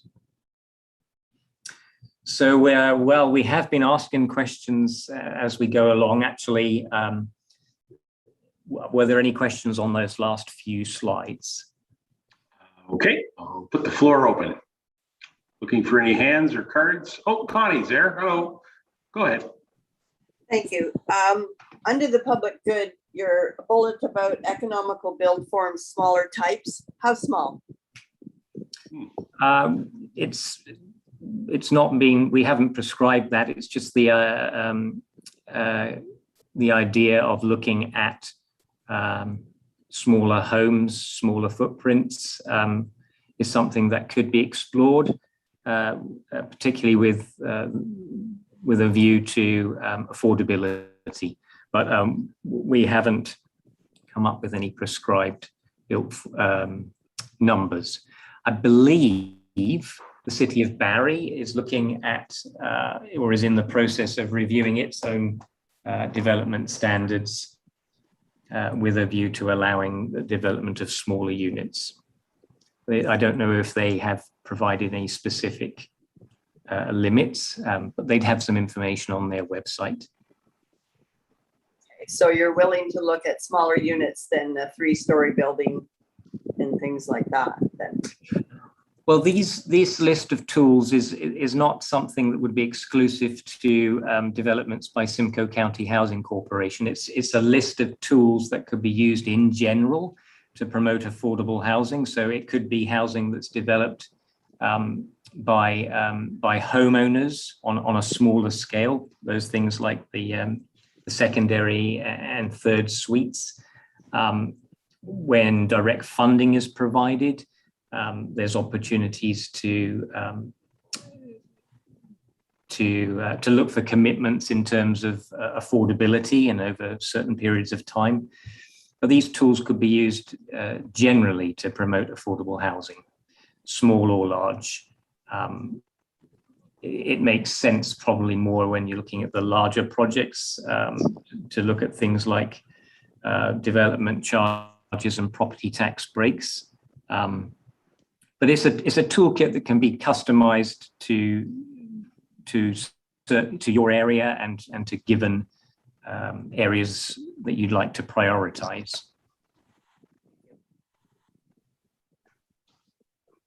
Good, Connie. Thank you. Okay. All righty. Just looking then, is there anybody else with any final questions in that section? Okay, I don't see any. So I tell you what, I'll put it right back to you, John. Are you the final speaker? And then we can go to sort of general discussion. Where are we here? I think, Mayor Measures, we are finished. So I think we've covered all the ground that we were hoping to today. All right. Well, that's excellent news, and I appreciate that. Maybe I could just turn to Greg or Arfona. You've both been, a resource to us here in the past, and I know the other staff have as well. But is there anything further you want to contribute to this, and then I can open it up to general discussion? Greg, I'll just turn it to Arfona. I think she has something she was hoping to conclude with. Thank you. Sure, go ahead. Thank you, Greg, and thank you, Your Worship. And I will hand it back over to you, Greg, in a minute for a few slides ago, and it was based on the call for proposal. It was about how we selected the Tay Township project, and Brad gave a lot of information, but I wanted to provide a little bit bigger context as well. In 2016, you might have heard me mentioned earlier when I was speaking about the call for proposal process. So in 2016, the county issued a call for proposal process, which was not an RFP, but it was a little bit like a very soft and gentle expression of interest process. And we were looking for offerings from municipalities of land and or other types of incentives that would help SCHC create affordable housing. And so it was really the first time we had done anything like this. We didn't know of any other service managers in Ontario that had done anything like this. It was a real learning, and we based our evaluation of it on criteria that we use under our rental development RFP, where those different criteria actually fit well.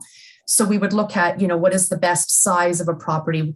What is the access to local amenities? And we scored everything according to that. So long story short, we received at that time 11 submissions from, I think 6 different municipalities. So some municipalities submitted more than one location. And so the Wasaga Beach build was the top scoring one. And you can see from the previous slides that it was built and opened. For Barry's offerings, we actually had council approval to adopt a very unique Barry rationalization approach, which didn't use the properties that they had offered because of the size of the property, but we actually got council approval instead to be able to really focus in on doing a unique approach to Barry, since land acquisition is so challenging in that particular area. Bradford offered 4 different land parcels, and you can see from our presentation that one of those parcels actually, when all was said and done, that is the one that we're working on in partnership with Bradford. The size of the land parcel that they donated was sufficient to do a 50-unit build. Now, you mentioned specifically about Tay, like what was it about Tay that made us choose them? So they actually, there was a very strong emphasis contributed in part by your Deputy Mayor Burton around making sure that rural municipalities also had the same kind of special consideration. And so we were able to actually have adopted a unique special rural consideration, and we were able to make Tay happen. But the other package around that was several years prior to that, in the township of Tay, they had done a study around staying and graying in Tay. So they had their own municipal document that actually demonstrated a need for affordable housing in Tay. It aligned very nicely with our county 10-year affordable housing strategy. And so Tay was able to make a very strong platform based on the findings of their study, which showed that elderly people were staying and graying in Tay, and that they were ready to downsize some of them from their larger family homes into a smaller 1-bedroom apartment rental. And the other aspect for Tay is that, and we have only a few townships in the county where this is true, they had neither affordable housing new development, nor did they have any historical social housing. So they actually had, they had no multi-res building that had been built purposefully for social or affordable.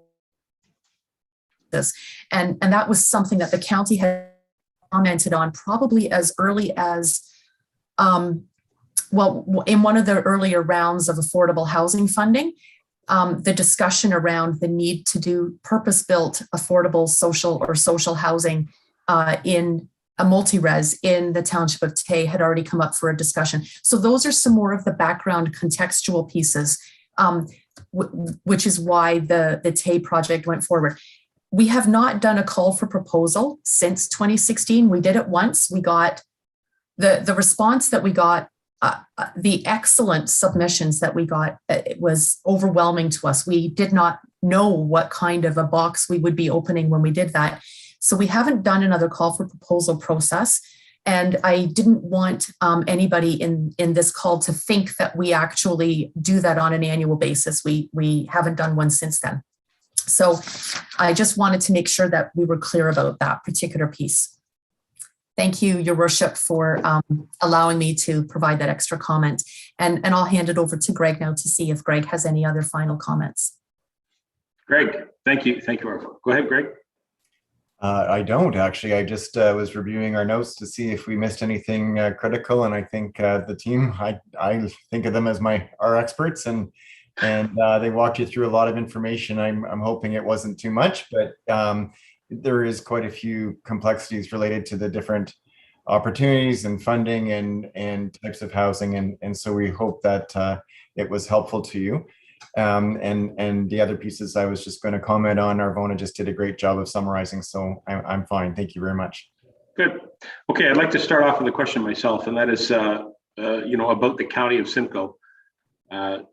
Beauty of the county of Simcoe, of course, is that you exist in all of our lower tier municipalities. You're not unique. You are in all of our municipalities, each of our lower tier municipalities. That's you're a partner already, and because you own property, the county does in all of our municipalities. Certainly in Clearview, you do have some lands that the Simcoe County owns. Have you ever considered projects like this on property that you already own in municipal areas? Like there are lands that I can think of that are right here in Clearview that are owned by the county that are not being further fully utilized. Greg?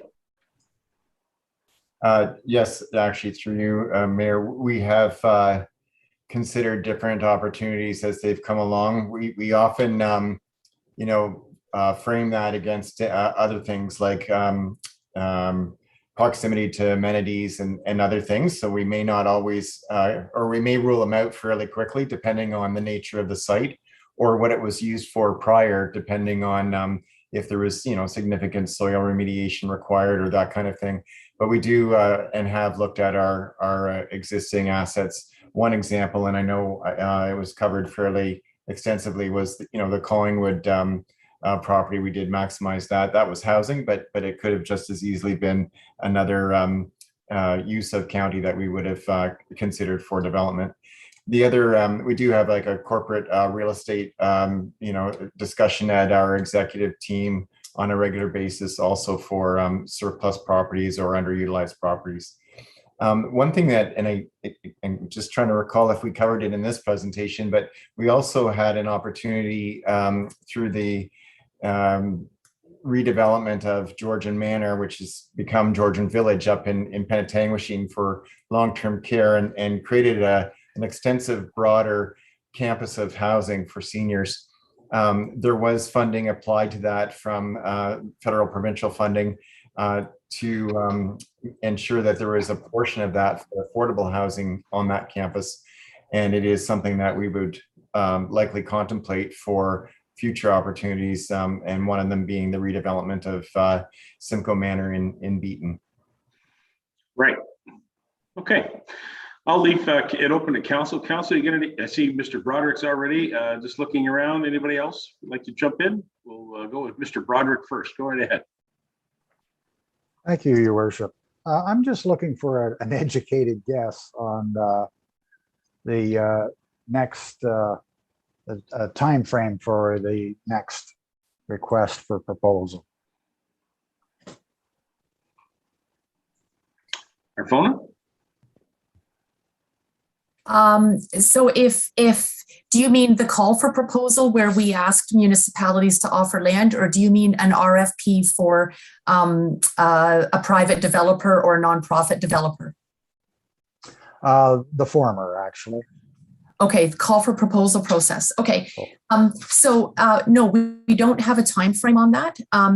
Really, like I said, we were really impressed with the broad range of offerings that the county received.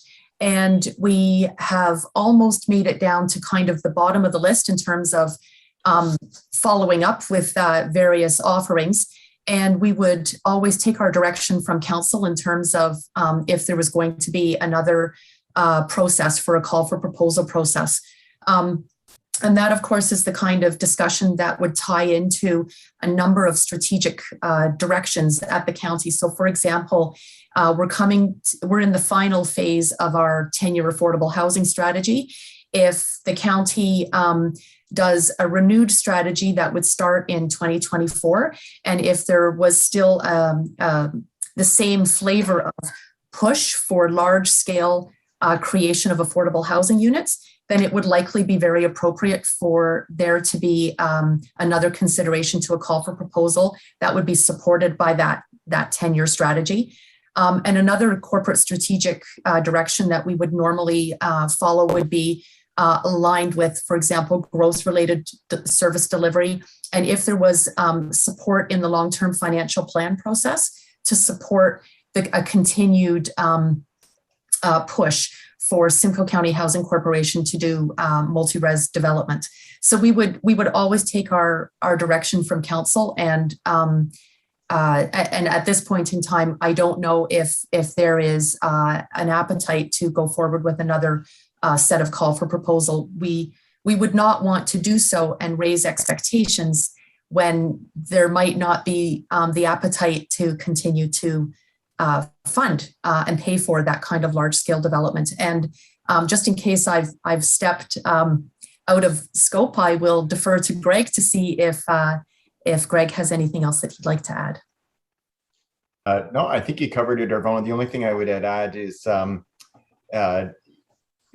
we have several projects already, in the plan. So I think one approach would be, we wouldn't rule out a municipal call for proposals, but we would probably wait until, as we indicated, there's Aurelia and Bradford now approved through council and fairly significant projects, and then a strategy that council approved for Barrie with respect to rationalizing some of our other units in that city. So I think it's around timing, and that's why we really couldn't provide a guess at this point. The other piece that will help inform some of this is when we receive our allocations of federal provincial dollars. In the past, it's been multi-year allocations of funding, so it's helpful to help us plan, right? And so as an example, one year it was 3-year funding announcement. The next year, or the next time, it was 5 years. We're actually in our last year of federal provincial funding, and as noted in the presentation earlier, we don't know what our next allotment will be or for how long of a period, but we are looking forward to knowing that, and that will be helpful also to help inform some of our planning and recommendations to council. Thank you. Thank you. Mr. Broderick, you comfortable with where that is, or do you have further? No, I'm comfortable with that. Thank you. All right, good question. Members of council, anybody else with any questions on this topic? Not seeing any. Okay. I don't really have any further questions other than I am going to follow up, if you don't mind, Greg, with a question about the report that was raised that Brad mentioned, that if we could get a copy of the report on the breakdown of the financing, just, we don't need to publish it on our website. I think it's just something we could distribute as information to all of our members of council so that they at least understand how much it costs to build something like the Vic Harbor Tay project. And the second thing is, I may ask also our friends at Tay if they can give me a copy of their Staying and Graying in Tay. Although it's got a great line, my beard certainly is gray, and I look at my friend Councillor Walker, we're also pretty gray, aren't we, Bob? So Staying and Graying in Clearview is a real thing too. But anyway, that's my only. You got hair to be gray. Yeah, you do. Yeah, I still do. Right here, I got something going there. You're looking good, Barry. Anyhow, so listen, I think that has wrapped up this session. I really appreciate you taking the time and your time to prepare a really good presentation, bringing the staff forward to do that. So, Greg, to you and the team, thank you very much for finally we're able to get this meeting together. So, great to see you all, and thanks for joining us at the meeting here today. Okay, well, thank you for the opportunity, and we will follow up with the report to your clerk. Excellent work. I appreciate it very much. All the best, folks. We're going to carry on with our agenda. You can stay if you wish, or you can leave if you wish to. All right. Thanks, guys. Thank you very much. Thank you. Bye. All right, members of council, that was a very good session. I'm glad we finally got to it. I want to acknowledge that the deputy mayor and Councillor Patterson pushed like crazy to actually get us to this point. So I'm glad that we were able to do it. And regretfully, it took so long to get to it. Council, on agenda item, yes, ma'am, Councillor Leishman. Thank you, but it is along the same lines of what we were talking. Sure. I just want to remind you that the Regional Housing Committee that Phyllis and I are on are coming out with our report in September.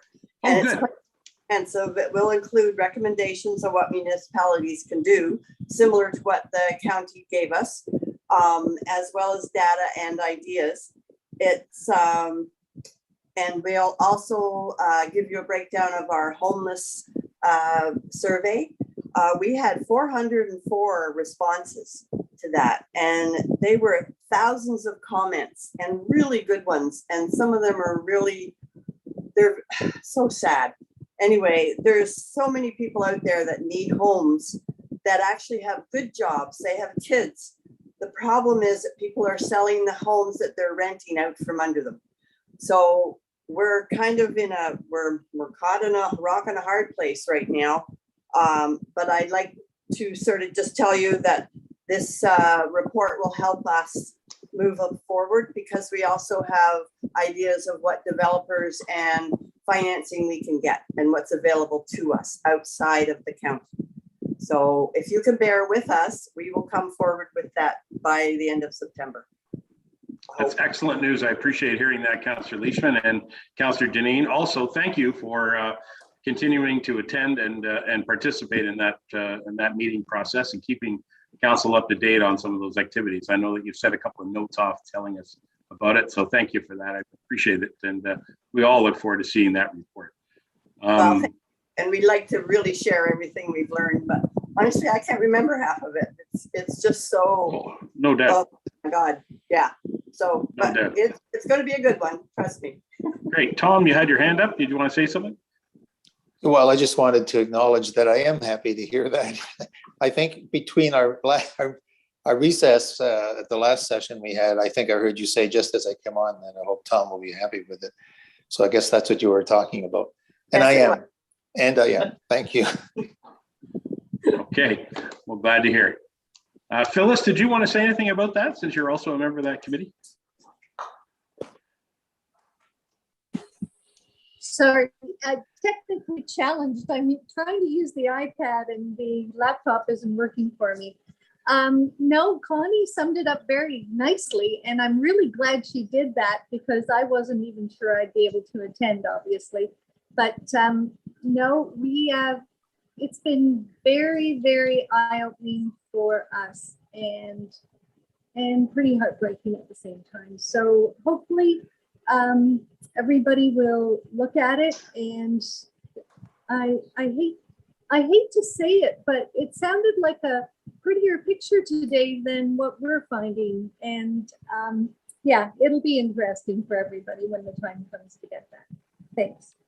Thank you very much, Councillor Janine. Again, thank you both for helping out there and keeping us updated.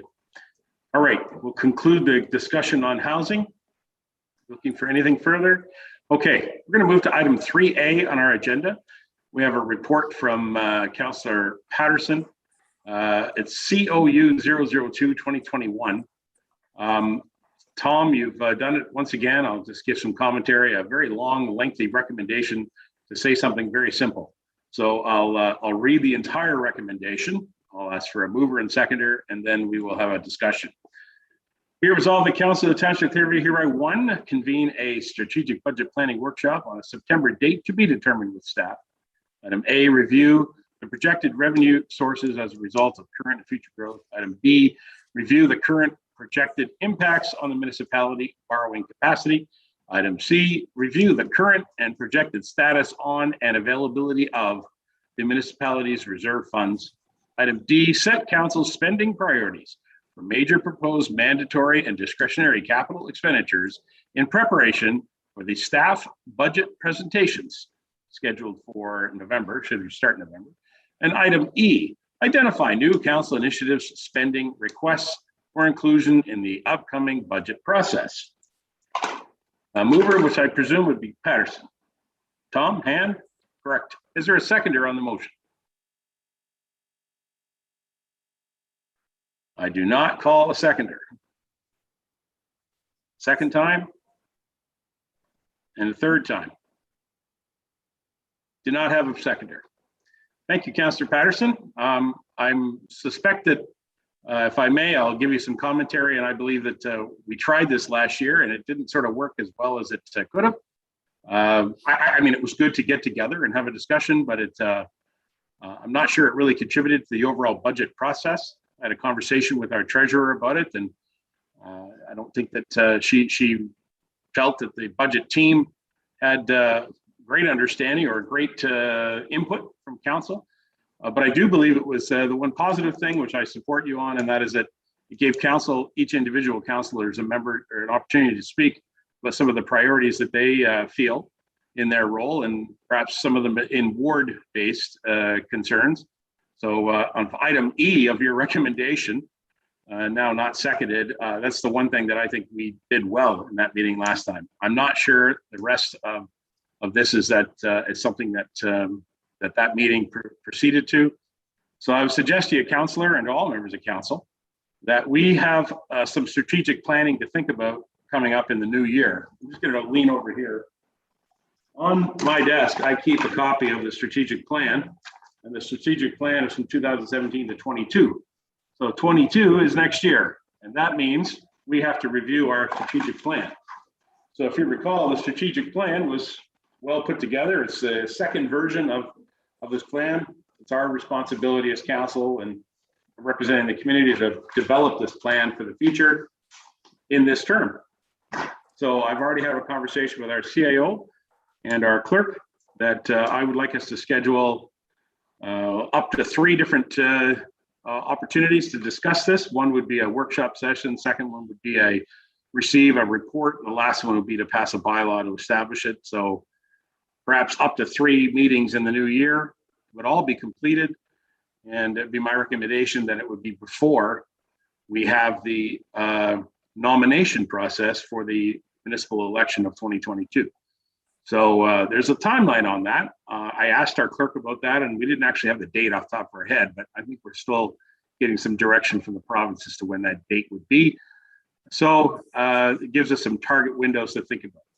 So I would suggest to you that in December, we'll probably have a bit of a review of this plan, and then January, February, we'll be doing a strategic plan review. So Councillor Patterson, that would perhaps help with some of the items that you've put in your report. All right, anybody have any comment? Then we'll move on. All right, thank you very much. Okay, members of council, I appreciate that. And thank you for your time today on this council meeting. Moving to our regular agenda. Item 4 is our bylaw to confirm the proceedings of the council meeting. Recommendation be it resolved, bylaw number 2187. Imagine, 87, 2187 being a bylaw to confirm the proceedings of the August 25th, 2021 council meeting be presented and read a first, second, and third time and finally passed on the 25th day of August, 2021. A mover and seconder on the confirmation bylaw, please. Where are we at? Roderick and Leishman. Roderick and Leishman. And any questions? Seeing none, I'll call the motion. All those in favor? And that carries. And thank you, Councillor Lamers. That's right. Oh, by the way, I meant to mention this to you earlier. Councillor McKechnie sent me a note saying he had to leave the meeting. So he left just before we concluded our last section there. Sorry, I should have mentioned that earlier. McKechnie had sent me a quick note saying he had to leave. Anyway, there. Council, thank you. Now we have the motion to adjourn. Recommendation be it resolved that council meeting be adjourned. This is a special council meeting, 3:36 p.m. on the 25th. It says 5 now. It says 6 on my computer now. There you go. 3:30. Sorry, 4. You guys are awesome. I have my clock set up for different time zones. Honestly, CAO Ferguson, that has to do with when I had to set it up when you were in Nova Scotia. So that's why I have 2 time zones on my clock. Sorry about that. It's 4:36 p.m. Mover and seconder on the motion. Deneen and Burton. Deneen, Deputy Mayor Burton. All those in favor? In favor. Thank you. That carries. Motion is adjourned. We're now back on Eastern Standard Time.